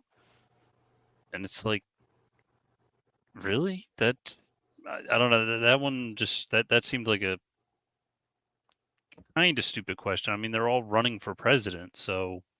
Right. I thought it was kind of a cheap shot to bring up the picture of Fulton. Yes. Yeah. I mean, come on. Right. That's total showmanship. That had nothing to do with anything. And then get upset that people were booing at them. That was funny. Right. Yeah. No, I think so too. I think I will still never understand, and this is a hot topic, and we can debate it, or if you want, or we can just let it go. But the abortion arguments, we all have our line in the sand. We all have what we think it should be. And realistically, it's not ever going to move. So it's always going to be a hot topic. It's always going to debate. And I don't think it's in the best interest of the Republican Party to keep addressing something that they can't change, even if they did win power. Yeah, it's absolutely not a political question. It's a moral, philosophical question, which they're correct about it, but that cannot be decided by the federal government. Right. Yeah. They don't have the power. They're not granted any power to do that. And So, Eliza makes a good point. The raise your hand thing was kind Yeah. of Yeah. I'm tired of that too. That was. Let's go Like back the to fifth grade. Raise your hand Yes, if you think please. this. Yeah. Teacher, I need to go pee. Speaking of on I a hate- funny one, because Digger, you kind of called me out on that one because I forgot to take a pee break during a commercial break. And you're like, get it together. Yeah, that after I had said that next commercial break that came up, I can't remember the host's name right now, but he went, and coming up, by the time he finished saying up, my headphones were off. I was out the door. Yeah. That's funny. I have to say too, yeah, I go ahead. think honestly I might have mixed up Brick's talk in chat with them. I don't think they actually mentioned Bricks. So I'm No, I just didn't hear him. Yeah, I they don't never think so mentioned- either. Yeah, I was confused by why people were, well, more so specifically Dog Mama, but yeah, they never mentioned Bricks. Yeah. That I thought that they was, did, but then that was my Bricks- excitement. Bricks is way too much of a big boy question for that event. Well, And and you're not raise your hand if you think Bricks is a bad thing. You know, like how I don't know. I don't think they could formulate a question intelligent enough for that specific question. Also, Yeah, it's I'd none agree. of our business in the long run. Yeah. All right, so I'm going to end the poll right now, and we'll go through that. there was a So, poll? Yes, does it was anybody a listen poll. to anything I say? Yeah, you said I you were going to listened. release the poll. I voted. Well, like that's my why I was polls. I was looking. You're on his I'll polls just a lot. Huh? I know you're not supposed to say who you voted for, but I wrote for someone else because I didn't want it to be echo chambery, and I'm liking these results.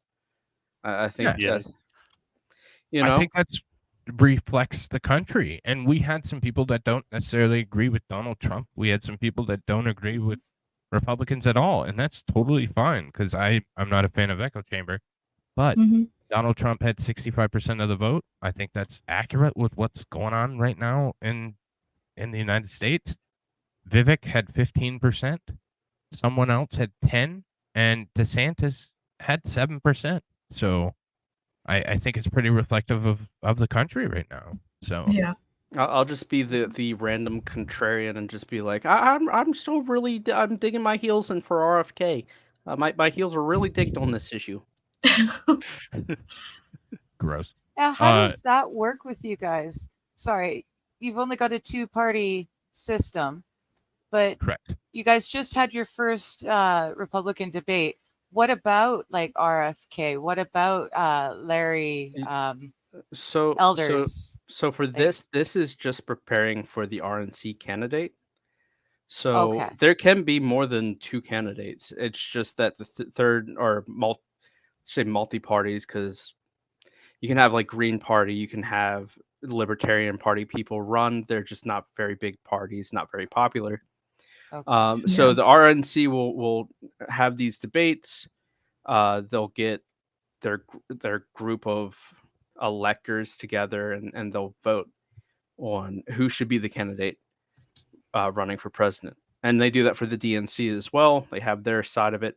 Though they did, from my understanding, I'm going to use the word ban because that's essentially what they did. Banned debates for the Democrat side because Joe Biden can't perform in a debate. So the RNC, from my understanding, is not going to have one. So anyway, so that's what's going on here. They have their debates. They're trying to get people to get a feeling about who they might want to be the leader of the Republican Party there. So are we going to get to see people like Larry Elder and pardon me, and RFK Jr.? Are we going to get to see them debate Vivek and whatnot? Like no. No? Not until not. that's like the end one. So just before the elections usually, and I don't think they're going to happen. I genuinely don't think they're going to happen. They're not going to. Yeah, like I said, There's the DNC no way they're banned. going to let Biden actually debate. Well, No. anyone Matt, that can actually form a sentence. Let's just say this is just pure hypothesis. Speculation. It's not a real situation, but let's say that Vivek did win the nomination for the Republicans. Imagine that guy who was chewing up fucking Pence up against Biden. You think they're going to let that happen? No, they're not going to let that happen. What I'm curious about though is like I keep bringing those two up because I know their names, but they're both Republicans. Like, don't they get a chance to speak in front of other? RFK is a Democrat. Well, he's running as a Democrat. Yeah, he's a Democrat. He's always been a Democrat. Oh, oh, okay. And Larry Elder. So to qualify for this debate, you had to have 40,000 individual donors, and you had to have at least 1% in the polls. And Elder did not meet one or both requirements. I think it was both, but I didn't check. Okay. I thought he was throwing a big fit. He was saying he was going to sue and everything because he fit all of the requirements he was able to do. So, and he well could have, but I don't think he did. But let me get to this chat real quick. Yeah, sorry. And then I'll let you go. So, Fire Red, a member for another month of the meat market. You can become a member too today. How goes it all? Sorry I couldn't join tonight. Work has been absolute crap show, shit show. Delaying my studio. Have a good night, panel and chat. Well, thank you, buddy, and I hope you have a good night, friend. So, sorry, go ahead. No, I was just going to clarify because composer saved the day there. In this process, it's not the electorates, it's the delegates. That's where I got mixed up. So the delegates at the DNC will choose the candidate for the party that's representing the party. Yes. And So same thing for the Republicans. Yeah, Democrats and at convention. Republicans. Yeah. The Libertarians do not. The Green Party does not have to my knowledge, they don't have a convention. It's just like, that's our person. Yep. Okay. Which I guess is fine. Well, if they're a smaller party, it's probably easier to come up with just one. Yeah. They don't have delegates from every single state. And there's a whole process to that, and I don't think we have time to go into all that. But well, I think that's similar to the way we work as well. In that, like, we're having that issue with the PPC. They split from the conservatives, but we can't get any seats in the House. So even though he's the better choice and most of us conservatives prefer him, we still can't vote for him because he's not. Right. He doesn't have enough people. So I think what Meaty was gonna interject is that we shouldn't. Some of these topics we need to stay away from, which is fair. Okay, fair enough. I am the curious Canuck, and I have absolutely no idea. I didn't even know that RFK was a Democrat. I thought for some reason that he had broken with family tradition. I Let's thought just he say had... if you have any more questions, you can ask me directly now. I will say the Okay. the thing with I'll stay RFK. after class. There you go. The thing with RFK that I've noticed is he comes from kind of the old class of Democrats, where a lot of them has still actually had conservative values, even though they were Democrat. Okay. Yeah. So that's why he may seem like he would be a Republican, but no, he's always been Democrat. Okay. Yeah. Oops, The wrong mouse. Democrats have moved so far right. Well, everything's moved so far right, and Yeah. then left, and then back right again, and like we have polar opposites, and then we have a weird conglomeration in the middle, and really nobody represents us anymore, which is the sad part. But, ladies and gentlemen, I am going to go to the Tucker Trump interview because I said I was going to. Like I said, I appreciate the panelists. If you want to hang out with me, you're more than welcome to. I'm probably going to urinate if somebody stays. But yeah, I'm going to stay. I just want to Yeah, I point can out hang around. I've changed Yeah, my I'll name. hang out. I'm not doing anything. I've changed my name for Digger. I hope you. Aw. Mm-hmm. Wait, what did you? That's a power couple. Oh shit! Yeah. I said, "Gee, no, no, this is not the hub."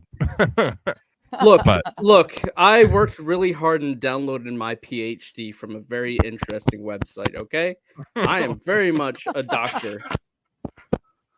Of something. Gross. All right, so this is the Trump Tucker interview that played at the same time as the debate.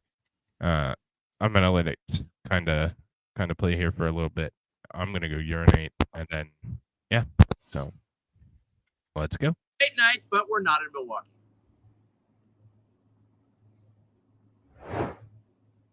Mr. President, thanks for joining us. Thank you. Why aren't you at the Fox News debate tonight in Milwaukee? Well, you know, a lot of people have been asking me that, and many people said you shouldn't do them, but you see the polls have come out, and I'm leading by 50 and 60 points. And, you know, some of them are at 1 and 0 and 2. And I'm saying, do I sit there for an hour or 2 hours, whatever it's going to be, and get harassed by people that shouldn't even be running for president? Should I be doing that? And a network that isn't particularly friendly to me, frankly. You know, they were backing Ron DeSanctimonious like crazy, and now they've given up on him. I mean, it's a lost cause.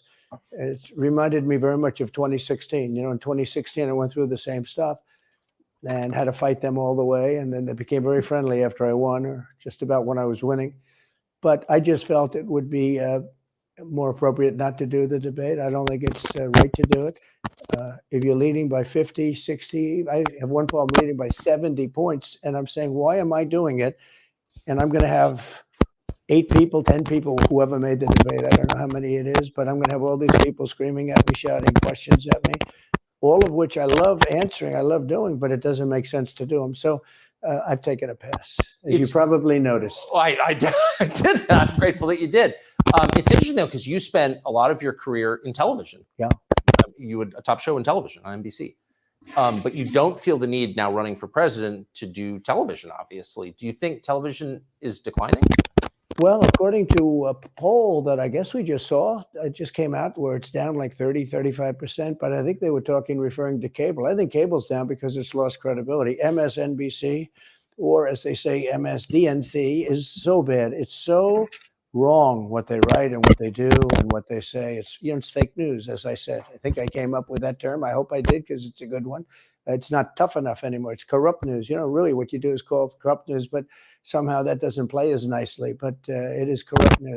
So you have MSNBC and you have CNN, who's absolutely doing no ratings at all. I mean, they're dead. But they're doing none because they don't have credibility. They really don't have credibility. Fox is way down, as you know. And the good old days are long ago. I will say this, it could come back, but they just don't have a lot of credibility, Tucker. You know that perhaps better than anybody. I think it was a terrible move getting rid of you. You were number one on television, and all of a sudden we're doing this interview, but we'll get bigger ratings using this crazy forum that you're using than probably the debate or competition. When you say there are people on stage who shouldn't be running for president, who do you mean? Well, I don't want to really use names, but it wouldn't matter too much. A guy like, I call him Ada Hutchinson. It's Asa, but I call him Ada. Why do you call him Ada? I could tell you, but I don't want to get myself in a little trouble.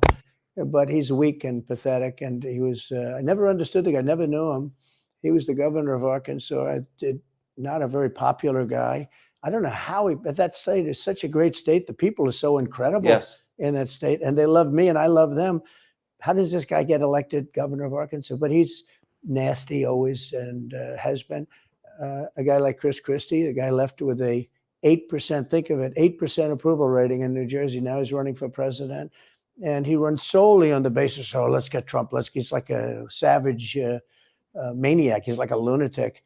And that's all he talks about. His poll numbers are very, very low. He's about 2%. What's he like? You know him well. No, I've been friendly with him over the years, but I couldn't give him a job because I just never trusted him very much.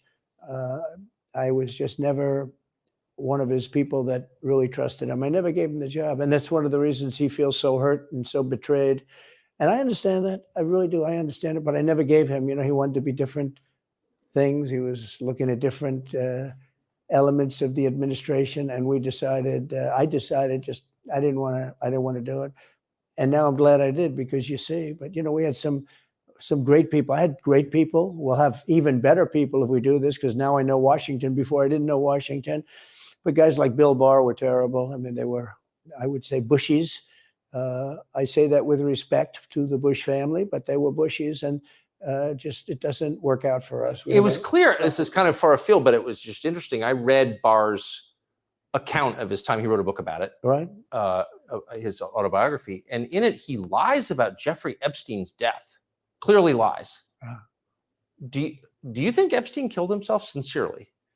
I don't know. I will say that, he was a fixture in Palm Beach. Yeah. I don't know what Barr said about it either. I have no idea what he said. What did he say? He killed himself, probably? He said he killed himself and that they were going to do this investigation. They never did the investigation. It's never been public. Well, and they hid it. And why are they doing that? And clearly Barr knew. But why would Bill Barr be covering up the death of Jeffrey Epstein? Bill Barr didn't do an investigation on the election fraud either. Okay. He said he did, and he pretended he did, but he didn't. McSwain, the U.S. attorney in Pennsylvania, Philadelphia, said Barr just wouldn't let him do it. It was crazy. Barr became so petrified, so frightened of being impeached. They were going to impeach him. I don't know if you remember it. Yeah. It's not a big moment in history.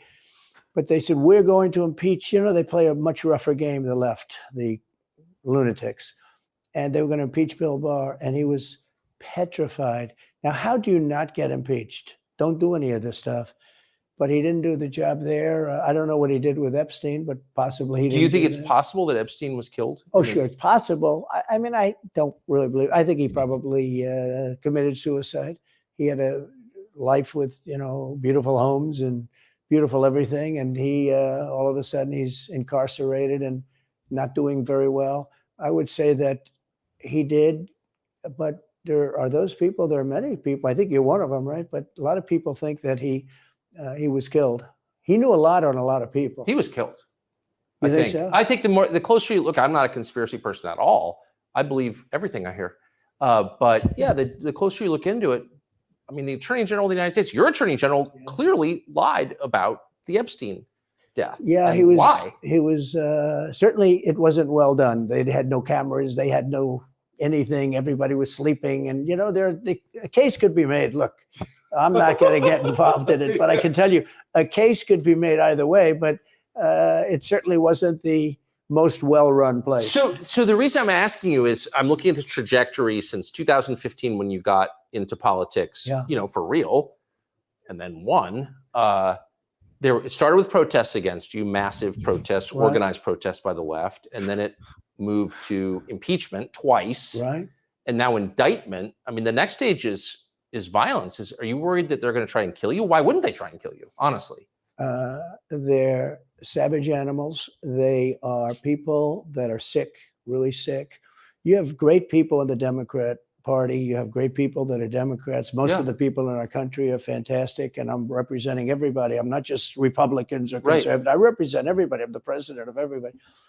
But I've seen what they do. I've seen the lengths that they go to when they make up the Russia. When that's exposed and they go down, and Barr should have gone after them and other people should have gone after. And they did very late because the Durham report came out. It was fairly good. It could have been a lot tougher, I guess, but it was fairly good. But it explained how corrupt it was. I'll tell you who did a great job was the Inspector General Horowitz. He did a phenomenal report. You didn't have to go to Durham. He did it on Comey and on, I guess, McCabe and some others. And it was a vicious, it was basically a true report, how bad they are.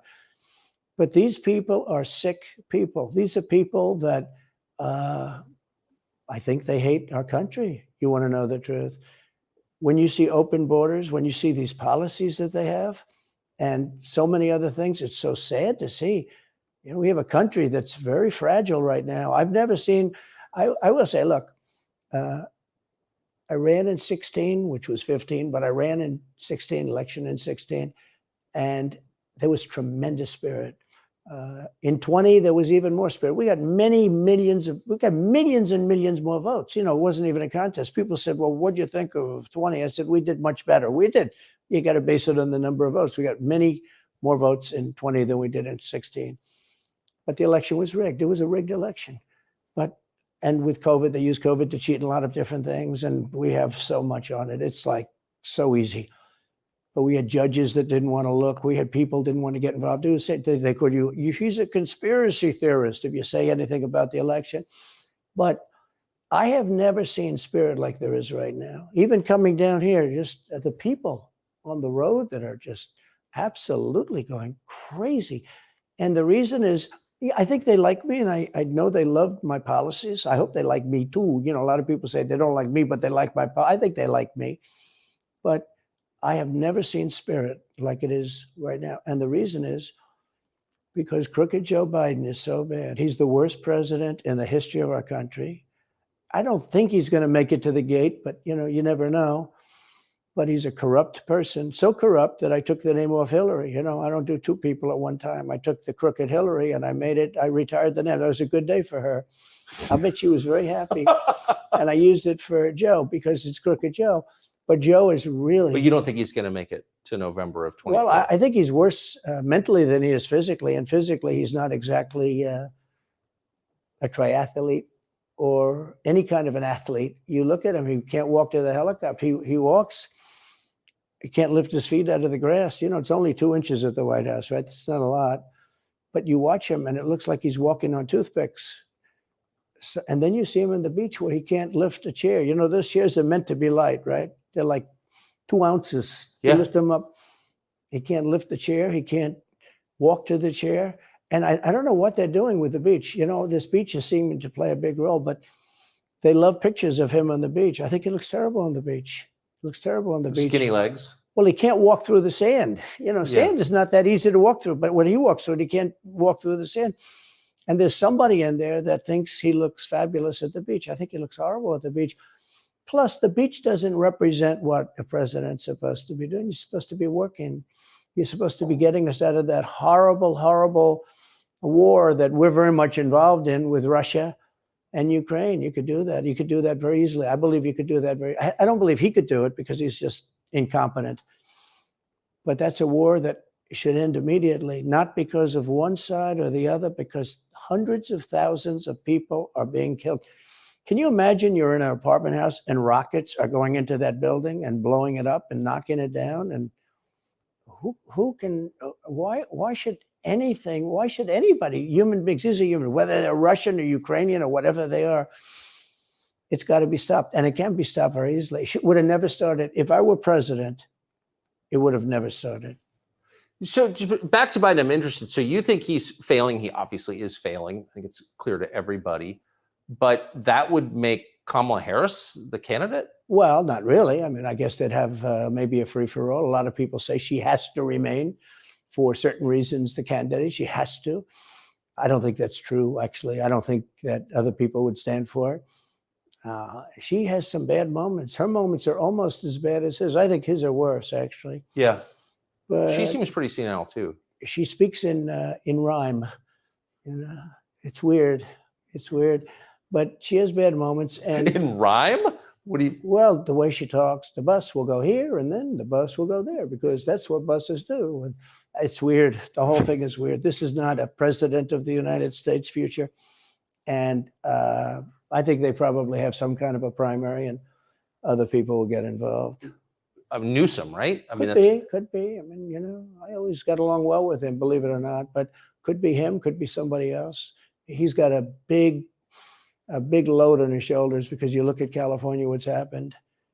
But I don't know if the American people really, the people that vote for him, I don't even know if they care. You know, you look at so many of the things that are going on and people don't seem to be, in the old days, if you had a bad record, it meant a lot. Today, if you have a bad record, it doesn't really mean anything. You know, he looks good. He's a nice looking guy, speaks well. But Biden, every time you watch him talking, it's like he's walking on eggs. You're waiting for him to collapse. And he almost always does. And I got to know the leaders of all of the countries, essentially, but the big ones.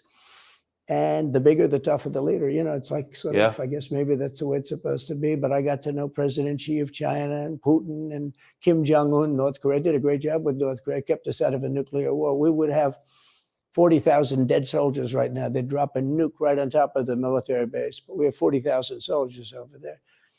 And I did great. I got along with him great. It's a good, that's a positive. You know, the press said, he said nice things about Kim Jong-un. I also said horrible things at the beginning. Horrible enough that he wanted to talk.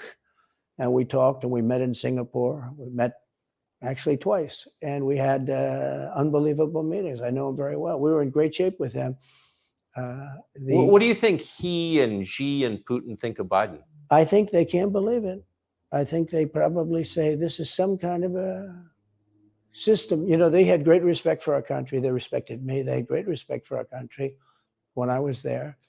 Every one of them. Look, if you go to North Korea, you take a look at what happened. You know, the Olympics was dead. South Korea spent billions on the Olympics. Nobody was going to go. They didn't want to get blown up. They called me and they said, we are going to let the Olympics proceed. This is North Korea. I said, you should go into the Olympics. Put your athletes in. It wasn't like, you know, they were big on athletes because, you know. Famine. But they went in and they actually participated. And within about 2 days, the entire thing was sold out. And if it wasn't me, that would have never happened. But I got along very well with him, and that's a positive thing. He does have massive nuclear power, by the way. And if Hillary would have gotten in, or if the Obama thought process continued, it would have been a nuclear war, absolutely, with North Korea. He was expecting to go into a war, and it would have been a nuclear war. So do you think the rest of the world looks on at Biden and thinks someone else has got to be running the government? Well, somebody else has to be. I don't think he's capable of doing anything. Look, when I debated him, I said, how come, and this was in front of probably not a friend of yours, Chris Wallace. He was the moderator. Not a friend.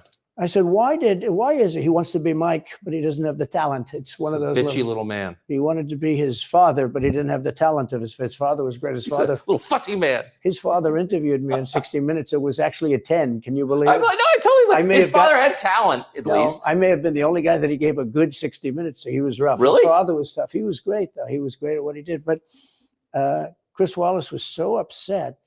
He was guarding this guy who wouldn't do a show, by the way. You know, he wouldn't do. I figured I didn't mind Chris Wallace because Biden wouldn't do a show. And it was very obvious. You know, he kept asking him and asking, but he wouldn't do the show. So I figured he's got to like me. But he came from a different planet. But remember when I asked the question, why is it that the mayor of Moscow's wife is allowed to give you $3.5 million? Don't forget, that was brought up now. It's brought up all the time. But that was brought up by me long before anyone ever heard of it. I said, the mayor of Moscow's wife giving you $3.5 million. What did you do to deserve $3.5 million? To Biden. And Chris Wallace said, this has nothing to do with the debate. I mean, he got in the way of the question. No, it was crazy. And I said, well, wait a minute. He got $3.5 million from the mayor of Moscow's wife. Now, people forget that, but if you go back and take a look, you will see. And Chris Wallace didn't want me to ask that question. I said, I think it's a very appropriate question. It turned out to be much more appropriate than people thought. Amazing. So do you have a preference in, assuming you're the Republican nominee and all goes as you plan it to go, Do you have a preference in who you run against? In many ways, I'd love to run against him because his record's so bad. You know, it's still horrible when you look at inflation and everything else, but others also have very bad records. I mean, California's a bad record. So, you know, should it be Gavin or should it be somebody else? When I look at San Francisco, what's happened to that incredible city? That was one of the greatest cities in the world just a short while ago. And now it's very sad when you look at it. Los Angeles, every city practically, all the Democrat-run cities. You know, Republican-run cities are doing very nicely because they arrest people when you have crimes. And they don't go after political candidates because they think it's good. You know, I mean, it's like been amazing. My poll numbers are the highest I've ever had. But because people understand it. Can I just ask you, that Yes. gets back to my original question. So if the protest didn't work, you got elected anyway. Yeah. Impeachment didn't work twice, obviously. Indictment is not working. Your poll numbers go up. When they raided Mar-a-Lago in August of last year, your numbers went up. They can indict you 20 times and you're not gonna lose the Republican primary because of that. Well, So, it like, makes it look even more ridiculous. I mean, the 4 indictments, and maybe there'll be more. I don't know. These people are crazy. But they're counterproductive. So if you chart it out, it's an escalation, is what I'm saying. Yeah. So what's next after, try to put you in prison for the rest of your life? That's not working. So like, don't they have to kill you now? I think the people of our country don't get enough credit for how smart they are. And I'm not sure I would have said this 10 years ago, but they get it. You know, they really get it. When somebody gets indicted, your poll numbers go down. When somebody gets indicted, you announce, ladies and gentlemen, I'll be leaving to spend time with my family and to fight for the rest of my life on this stuff. But you're out of politics. I got indicted 4 times. All trivia, nonsense, bullshit. It's all bullshit. It's horrible when you look and you look at what they're doing. The boxes hoax, I'm covered by the Presidential Records Act. I'm allowed to do exactly that. He's not covered, and he's got 25 times the number of boxes, and he's got them stored in Chinatown. He's got them stored in a flimsy garage underneath his Corvette at Penn. And by the way, at Penn, he gets millions of dollars. China pays this guy millions of dollars. See, I think he's the most corrupt president we've ever had. And he also has the distinction of being the most incompetent. And I believe both. I mean, he's both incompetent and corrupt. So and who I is running the actually government? believe he's compromised because China knows so much about him. They know where the money comes from. They know where it is, who paid it, and they probably paid it. Well, they do pay Penn, and he gets $1 million. I think he takes $999,000 because keeps it a little bit under $1 million, like by $1. But he, in many ways, is a Manchurian candidate. We have a Manchurian candidate. And he's afraid to tell Russia to get out of Cuba. He's afraid to tell China to get out of Cuba. He's afraid. China now is building, think of this.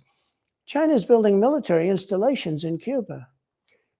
The Cuban population of Miami is not too happy because they're never going to be able to go back.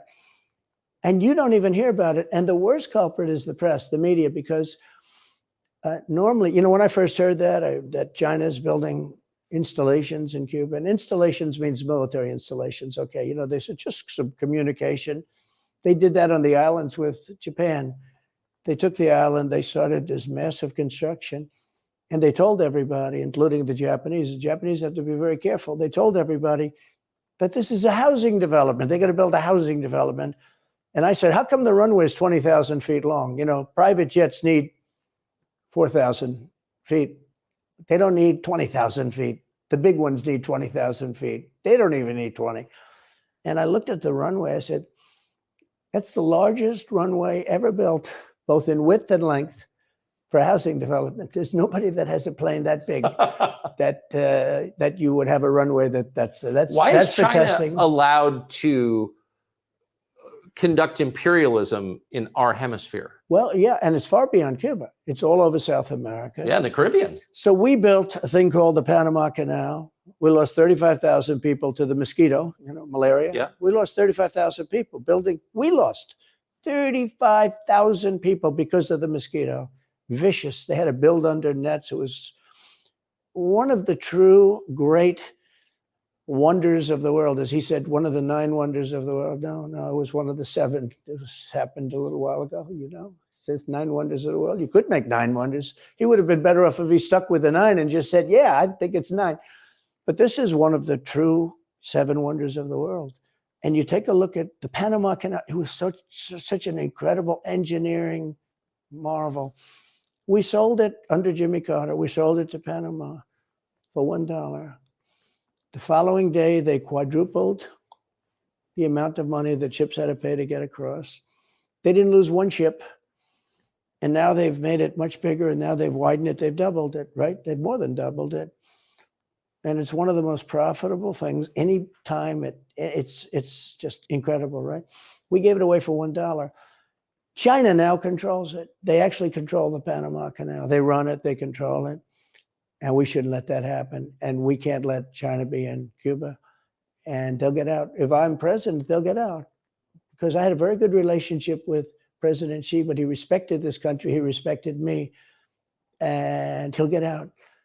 And we can't let them run the Panama Canal. We built the Panama Canal. Should have never been given to Panama. We should have had it. But we gave it for $1. Think of it. They quadrupled. In one day, they lifted the fees, which are, pretty big for these massive ships to go through, right? Rather than going around the Cape and through all the tremendous storms, such beauty, it's beautiful stuff. But you didn't want to get caught in those storms. Those were storms that wiped out the biggest ships. And we go through the Panama Canal, we built it, and we gave it away for $1. Think of that. How stupid are we? We have done the stupidest things in this country. And now we have a president that can't put 2 sentences together, can't speak, can't walk, can't talk. I don't think he gets to the starting gate, but these people do miracles. I mean, he ran out of his basement, and you got away with that one because of COVID, so he sort of got away with it. They cheated on the election. But you have people that are very smart, but they're fascists and they're radical left lunatics, and they're destroying our country with the all-electric cars and the windmills all over the place, which, by the way, don't work. And they're most of them made in China. For the most part, they're made in China. Germany a little bit, but China. But you look at what's happening to our country, even no voter ID. I mean, why don't they want voter ID? There's only one reason they don't want voter ID, because they want to cheat. Who doesn't want, the Democrat convention, the last one, they had voter ID that was this big. It looked like a prison card, this big on their chest. You walked in, they had your picture, your fingerprint. They had everything. The most incredible voter ID I've ever seen. That was to get into the Democrat National Convention. But to get in to vote, if you buy groceries, if you buy practically anything now, you have ID on a card, credit cards or otherwise. But don't you think it's racist to have to show your ID? Well, they probably say that. They use anything not to show ID, because voter ID is pretty simple. And we could go back, and we should go back to all paper ballots, voter ID, same-day voting. France did it. France had mail-in ballots, and it was terrible. Anytime you have mail-in ballots, you're going to have massive cheating on your elections. Anytime, but not just the presidential election. Anytime you have... Isn't that the whole point of them? Yeah. So you can Oh, cheat? yeah, sure. It's their whole point. That's their whole point. They want to cheat. Yeah. They have to cheat because their policies are so bad that if they didn't cheat, they couldn't get elected. Who wants open borders? Who wants high taxes? Who wants high interest rates? Who wants to not be able to use a gas stove or have to drive an electric car, which, you have a 4-hour drive, but the car only goes an hour and a half. So you have to charge it. The happiest moment for somebody in an electric car is the first 10 minutes. In other words, you get it charged, and now for 10 minutes. The unhappiest part is the next hour, because you're petrified that you're not going to be found another charger. People, I'm saying, I'm not knocking electric cars, they're fine. They're fine. But if people want to buy a gasoline car or a hybrid, hybrids are pretty good, actually, but they should be allowed to buy. They don't want to do any of this. So right now, California's in a big brownout, because their grid is a disaster. The grid all over the country is sort of a disaster, but the grid in California. And yet they want to have, in a very short period of time, millions and millions of cars going off that grid, essentially. It doesn't work. So plug your car into a grid that's failing. You should be able to buy an electric car. Electric cars could be fine if you drive short distances and you want to have, whatever, and you have plug-ins everywhere you go. They could be fine. But you got to have gasoline cars. You got to have everything. Let people buy everything. Now the new thing is your heating systems in the house. They don't want you to have a modern day heating system. They want you to use a heating system that will cost you at least $10,000 to buy and won't work very well. None of the stuff works as well. One of the things I did with EPA is you have states, many states, most of the states have so much water, it comes out of heaven, right? The water pours down and you have it. It's there. It's got to go wherever it goes, into the oceans, whatever. It's not like a big problem. Now, in some states, they have a problem. You have some desert areas and all, and for that, it's okay. But they have sinks where no water comes out. You turn it on, no water comes out. No water comes out of the shower. No water is allowed to go into the washing machine for your dishes or for your clothing or what. And I avoided all of that. Wait, they have sinks where no water comes out? Sure, you have restrictors. When I say no water, very little water. You want to wash your hands, right? Yeah. And you've seen this, and you turn on the sink and it's very little. Or you want to wash your beautiful hair, right? And you're standing under a shower. Then the suds never go. The water comes out very slowly. I'm sure you've seen this. It usually takes place in new hotels and new homes. Yeah, you take a drill and take the They have limiter out. well, you can, but now they make it so you can't do that so easily. They have a restrictor. It's called a restrictor, and it restricts the water from coming out. So I ended all of that, and you have to see these. They let the water come out. You know what people do? They wash their hands like 5 times longer, or in the washing machine, they'll press for their, let's say the dishwasher. They'll press it. Then they'll press it about 7 or 8 times. Yeah. They'll end up using more water, and it still won't be very good. I met with the head of Whirlpool. They were practically going out of business during my administration, and they said to me, from Ohio, incredible, great state, I love Ohio, and they were really doing badly because people were dumping washing machines all over, mostly from South Korea, but also from China. And he was explaining it's just a terrible situation. I said, let me ask you, how's the quality? He says, we're better, but they are good enough quality. But, of course, he's going to say that. But, they are better. He said, but they don't allow us. They're dumping these machines. They're cutting us in half. They're killing us. And on top of it, the government won't let us use water in our machines. I mean, he shows me like a quarter of a bottle of water. That's supposed to be washing clothing. And I freed it all up, and I put tariffs on these countries that were selling and the machines coming into the country. And that company went from all the washing machine companies, they make washing machines, they make dryers, they make all of the different machines that do this kind of work, including dishwashers. And they went from a disaster area to being just thriving. But can I ask, they love me in that part of Ohio. Well, I bet they do, but why should EPA, no one at EPA was elected by anybody. Yeah. Why do they have the power to decide how much water your washing machine uses? Shouldn't Congress in a democracy get to vote on that? Yeah, you could say that. They do things that are not very. So how do you, that's my question. How do you, if you get elected again, go back to Washington, how do you keep the agencies under control? How do you keep FBI and CIA specifically under control? The way you do it, like I fired Comey, that was a big deal. A lot of people said, and I fired him very early. Somebody said, oh, I wish you would have fired him. There was a real question about firing him. Anyway, you understand, because, when they have a 10-year term, there is a question. I fired Comey. That was a great thing. If I didn't fire Comey, maybe I wouldn't be talking to you, or I'd be talking to you about real estate or something else other than politics, right? That was a coup, in my opinion. That was a very sick deal. That was the insurance policy.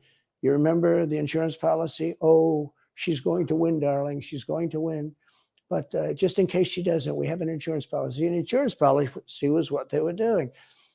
And we caught them with that. That was a very important tweet or whatever it was, text. It was a big deal. That was a big deal. The insurance policy. She's going to win 100 million to 1. That's not good odds. At least they gave me 1, right? 100 million to 1. But just in case she doesn't win, we have an insurance policy. And everybody said, that's strange. That's strange. But we caught all that because I fired Comey. Because when I fired Comey, it was like throwing a rock into a hornet's nest, into a nest of bees, and the place went crazy. So when you were president, are you confident that you knew everything, say, CIA was doing around? No, I'm not. It's a very interesting group of people. I had very good relationships, I thought, but I was a little surprised when I got out that, things go on. Look, it's. What were you surprised by? I was surprised. I think it's some of the people. I was surprised that there was. I had a group of people. Look, we killed many using the CIA. I have to say this. bad, very bad actors. We were very good at it. You look at Soleimani, you look at al-Baghdadi, bigger than Osama bin Laden. I mean, Osama bin Laden is, but al-Baghdadi did ISIS, and he was rebuilding ISIS very strongly. And that was the CIA that did that. That was really us that did that. Yeah. That was really us that did that. And Soleimani was us that did that, not so much CIA. But we did some very good work with the CIA. What I started, when I looked at the 51 intelligence agents saying that was the laptop from hell was Russia disinformation, when I took a look at that, I said, that's a horrible thing. They knew it wasn't. They knew it was not. And by the way, you're talking about cheating on the election. McLaughlin and Fabrizio, great pollsters, they said a thing like that plus other things meant anywhere from 10 to 17% of the vote would change. Whatever happened to Mike Pence? You've always been nice to Pence. I've never heard you criticize Pence. You've defended him in public many, many times. He's out there attacking you. What is that? So Mike wants to run for president. You got to understand, in my opinion, Mike Pence had the absolute right to send the votes back to the legislatures. The Democrats and everybody said, you don't have the right. In other words, what I said, is he a human conveyor belt? You mean if he finds fraud in Pennsylvania, in Georgia, in any of these states, Arizona, he has to send them to Mitch McConnell, right? That's right, sir. Well, if he finds fraud, he has to? Yes, sir. I said, so he's a conveyor belt. Boom, put him in. I said, I don't agree with that. And we had some lawyers, not all, we had some lawyers that said, no, you do have the right to send them back to the legislatures to be rechecked. Because if you looked at what went on in Wisconsin, who, by the way, now agree with me, Wisconsin has been virtually, other than the fact they're not allowed to do anything statutorily, but Wisconsin has been, I mean, what they found is incredible. I mean, we won Wisconsin. But Mike Pence had the right, in my opinion, to send him back. Do you ever talk to him now? No, I haven't spoken to him in a long time. I was very disappointed in him. I didn't want to do what Thomas Jefferson did. Thomas Jefferson, it was Georgia. And it was, hear ye, hear ye, the great state of Georgia is not capable or allowed to tabulate their votes. And Thomas Jefferson, who was the vice president, said, is Georgia sure that they cannot tabulate their votes? Georgia is sure. He didn't send them back and have them redo it. He said, we will keep the votes of the great state of Georgia for Thomas Jefferson and his president. I didn't ask him for that. Could have done that too, but I didn't. I thought that would be turmoil. I asked him to send him back to his legislature, to the legislatures, in Wisconsin, let's say. But why didn't he? I mean, you'd worked together for 4 years. You're the president. He's VP. You say you're aligned on everything. I think he got very bad advice. I really do. Now, let me tell you what happened. I sat there with a few people. I think his lawyer was in the room too. His lawyer was very much against it. There were other lawyers that felt you could do it. It was one of those things. I think you could have done it. I think you can always do something if you see fraud or if you see problems. But it's very interesting. So after the election was over, the rhinos got together with the Democrats and they redid the election, so you couldn't do it anymore. So then I called the people. I said, so in other words, you're saying I was right. You could do it. Yes, you could do it. In other words, they took the Voting Act and they redid it so the vice president no longer has the power to do what I said he could do. So when that happened, I said, wow. And you'd look some of these Democrats in the eye and they say, he has absolutely no right to do it. And immediately after the election, they met rhinos, could name them all, and Democrats, and they approved legislation that takes away the right of the vice president to do it. So I said, so you're saying I was right. The vice president did have the right to do it. And they said, yes, he did. So if you're saying they stole it from you last time, why wouldn't they do the same this time? Oh, well, they'll try. They're going to be trying, yeah. And not only me, Look, DeSantis is out. I think he's gone. So he was at a level. People have figured him out. He's gone. But if somebody else got in, other than me, they'll go at him just as viciously as they did me. These people are sick. They will go after them. And a lot of people say they won't be able to hold up. I do get credit for holding up quite well, I must tell you. I think it's... How do you do that? How do you get indicted, every week and stay cheerful? It's... I think it's a lot easier because I'm so high in the polls, because it means the people get it. The people see it's a fraud. The people see it, like this horrible district attorney from just a little while ago, from essentially Atlanta, that's Fulton County. She said, basically, I don't have any right to challenge an election. Well, what about Stacey Abrams? What about Hillary Clinton? What about all of these Democrats that are still challenging my election? The same people that are saying he's challenging an election challenged my election. And they did it with slates. They did it with all sorts of things. They were very bad about it. But basically, they're suing me and they're saying, you don't have any right to challenge it. If you challenge an election, we're going to indict you and put you in jail. So what they're doing is they've weaponized, and don't kid yourself, the DOJ and Biden and the whole group, they're watching all of this stuff. They love the local stuff. The DA in Manhattan. Not only that, they put one of the DOJ top people into the Manhattan DA's office to run things. They don't even have a case against me. It's not even a case. Everyone says, even the Democrats say, you can't bring these cases. You have no case. The Attorney General or the District Attorney, Fannie Willis in Atlanta, she's getting killed. Basically, she's saying Trump doesn't have the right to criticize an election. But you've been around long enough now. You've seen many elections criticized. I mean, Hillary Clinton goes crazy. Every time she talks, she says, he's not the president. Jimmy Carter said, he's not the president. Well, I am the president. Hillary Clinton called me, by the way, at 3:02 in the morning to congratulate me the night of the election. Did her voice crack? Well, her voice was, it's very different, I will say. I won't get into that. But what do you mean? Her voice was very different. Don't forget, they were all celebrating at 5 o'clock in the afternoon. And I came home and I said, I think we won. I felt we won because the rallies are so big. We'd go to Wisconsin and we'd go to Georgia. We'd go to different states. In Michigan, we'd have rallies. In Pennsylvania, we had 58,000 people in Butler. And I said, how are we losing this? How do you have a rally where you have from 50 to 100,000 people, many of them? I did 7 a day for a couple of days. That's a lot. That's a lot. These are big rallies too. And I didn't hold back. I didn't say, let's make them let's do abbreviations, right? But they challenged the stuff. Yeah. Hillary called me up and conceded. Now the word is that Obama said you have to do that. But she called up and totally conceded. But now, every time you see her on television, she's saying she's challenging the election. Do you think so? That would mean that she should be indicted, but that would mean also that Stacey Abrams in Georgia should be indicted because she still thinks she won the election for governor. She still thinks that. She's never recanted. And do you think Stacey Abrams will be indicted for that? No, of course not. She won't be. The Democrats don't get indicted for things like that. They don't get impeached.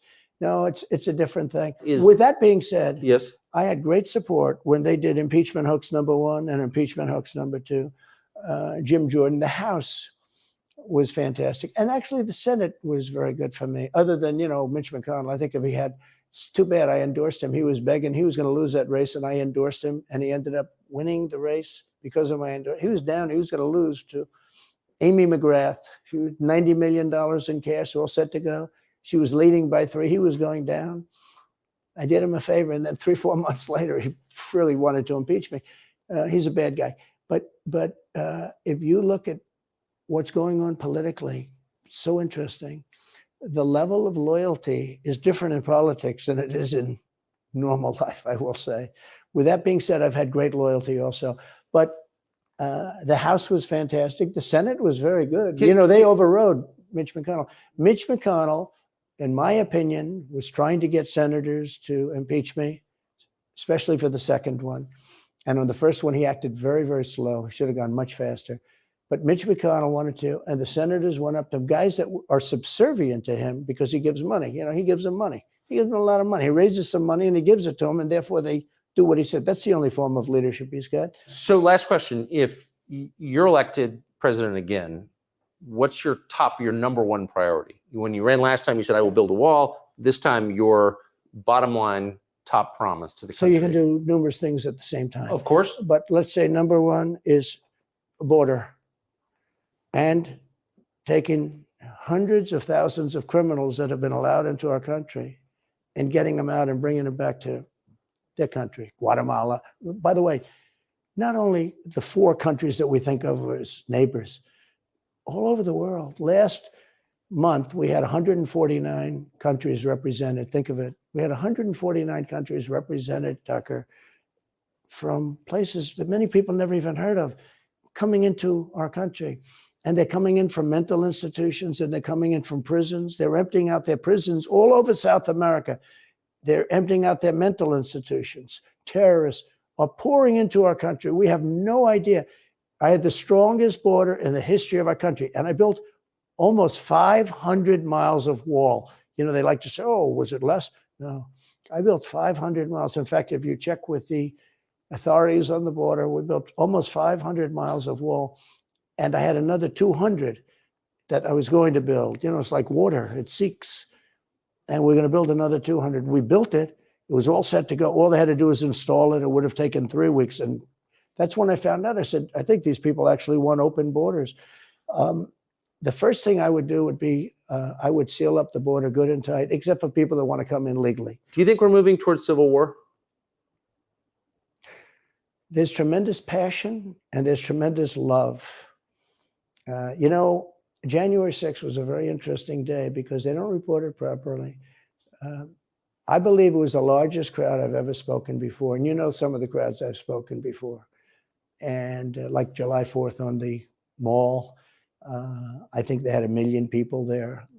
But I think that the biggest crowd I've ever spoken before was on January 6th. And people that were in that crowd, a very, very small group of people. And we said, patriotically and peacefully and patriotically, right? Nobody ever says that.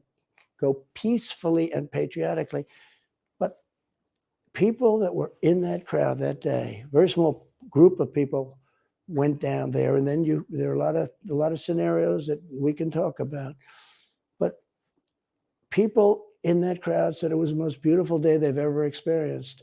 There was love in that crowd. There was love and unity.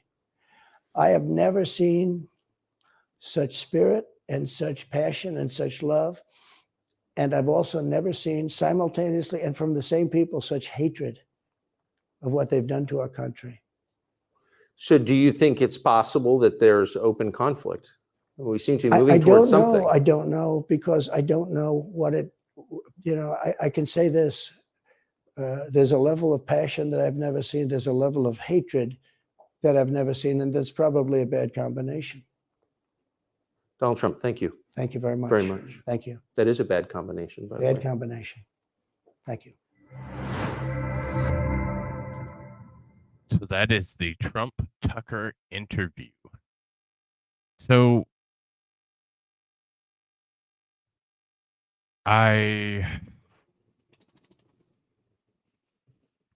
is everybody coming back? Yeah. Yeah, I'm here.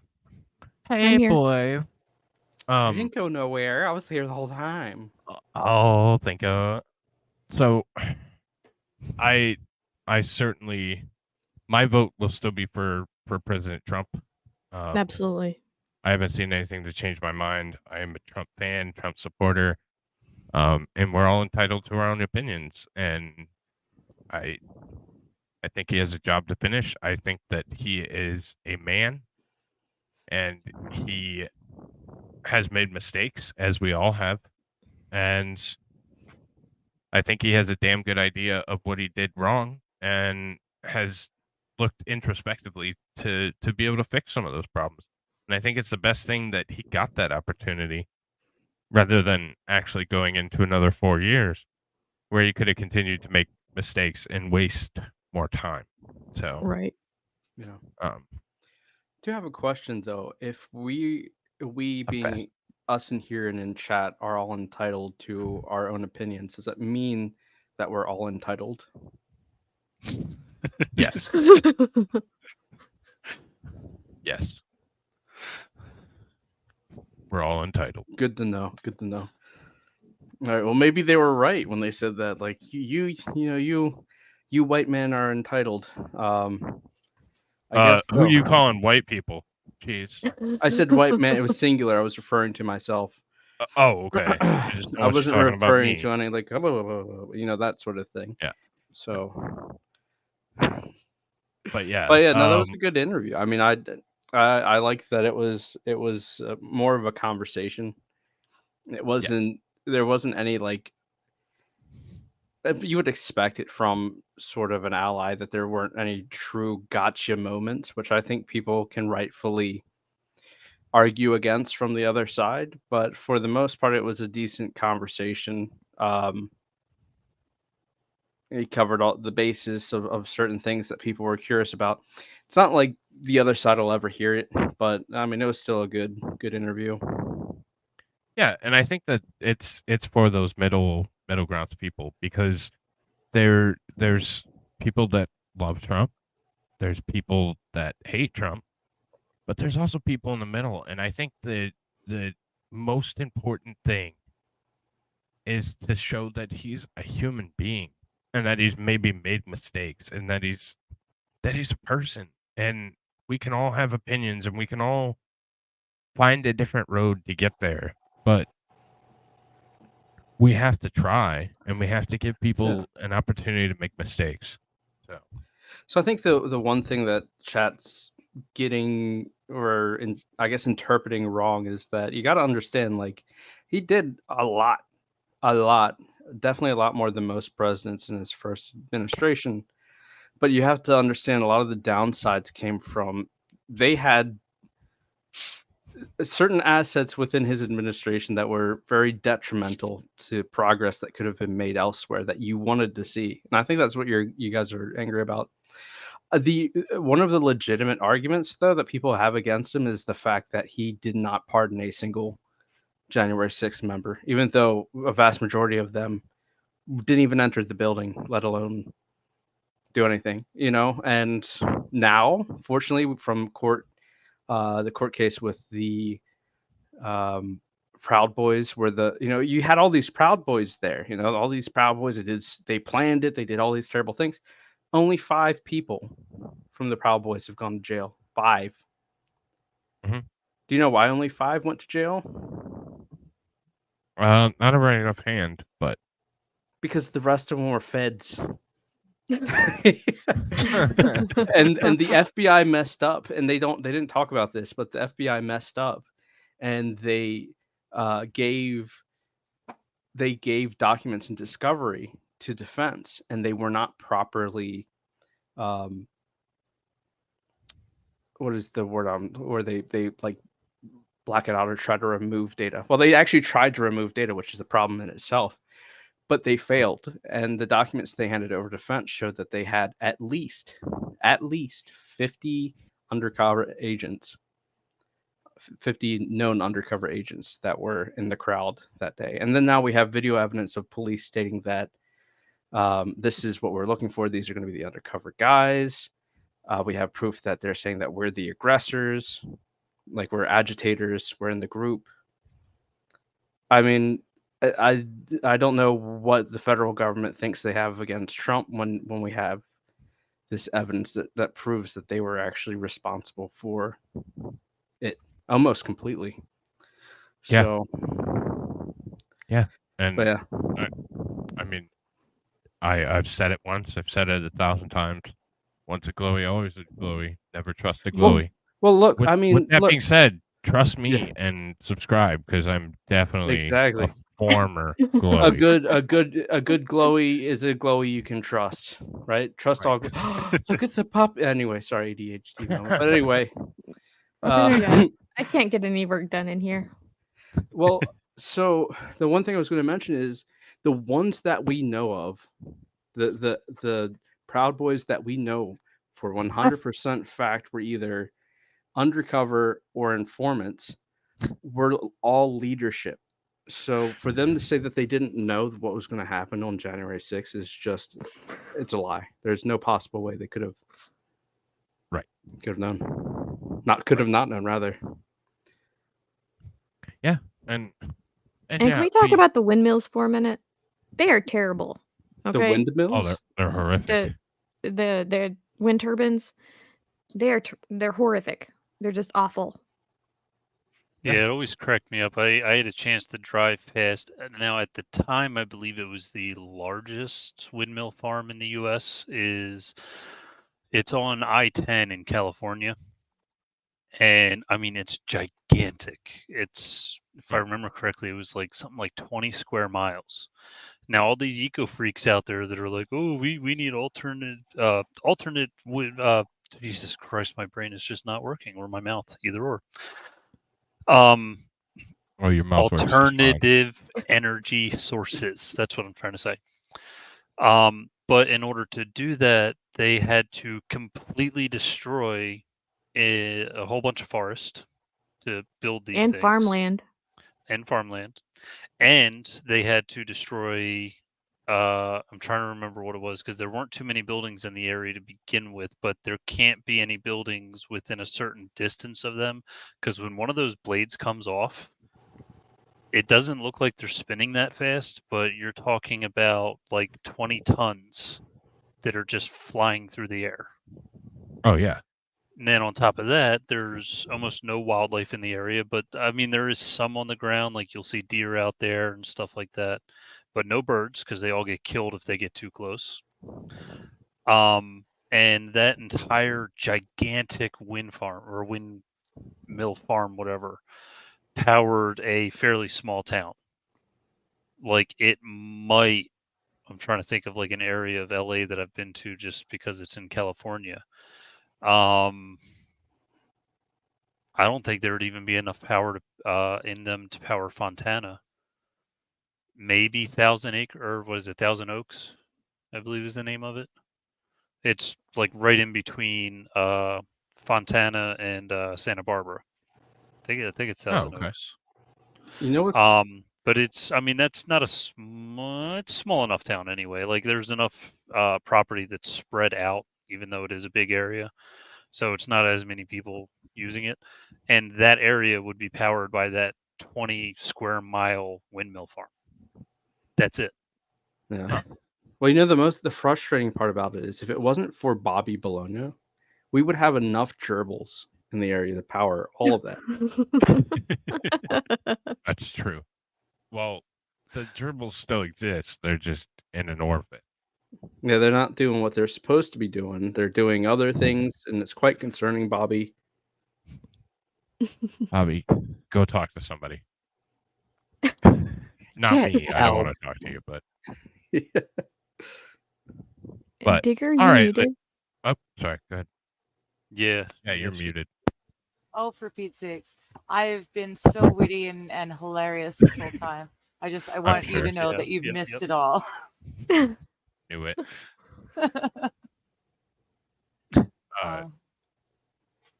Yeah, but I'm about to wrap up. Does anybody have anything else to add? No, I was just going to say that. President. Right? I was going to say, Digger, it looks like your cat moved the blanket on the chair just a little bit too much. Yep. No, the green one. It's like moved a lot. Like it's not perfectly straight. Oh wow, there's a cat there. Smart ass. It is slightly off. I purposely draped the ones on the edge off so that they're not supposed to be correct. But now that you've called it out, the purple one is a little off, and I'm going to fix that as soon as we're done. I'd expect it. I'd expect it.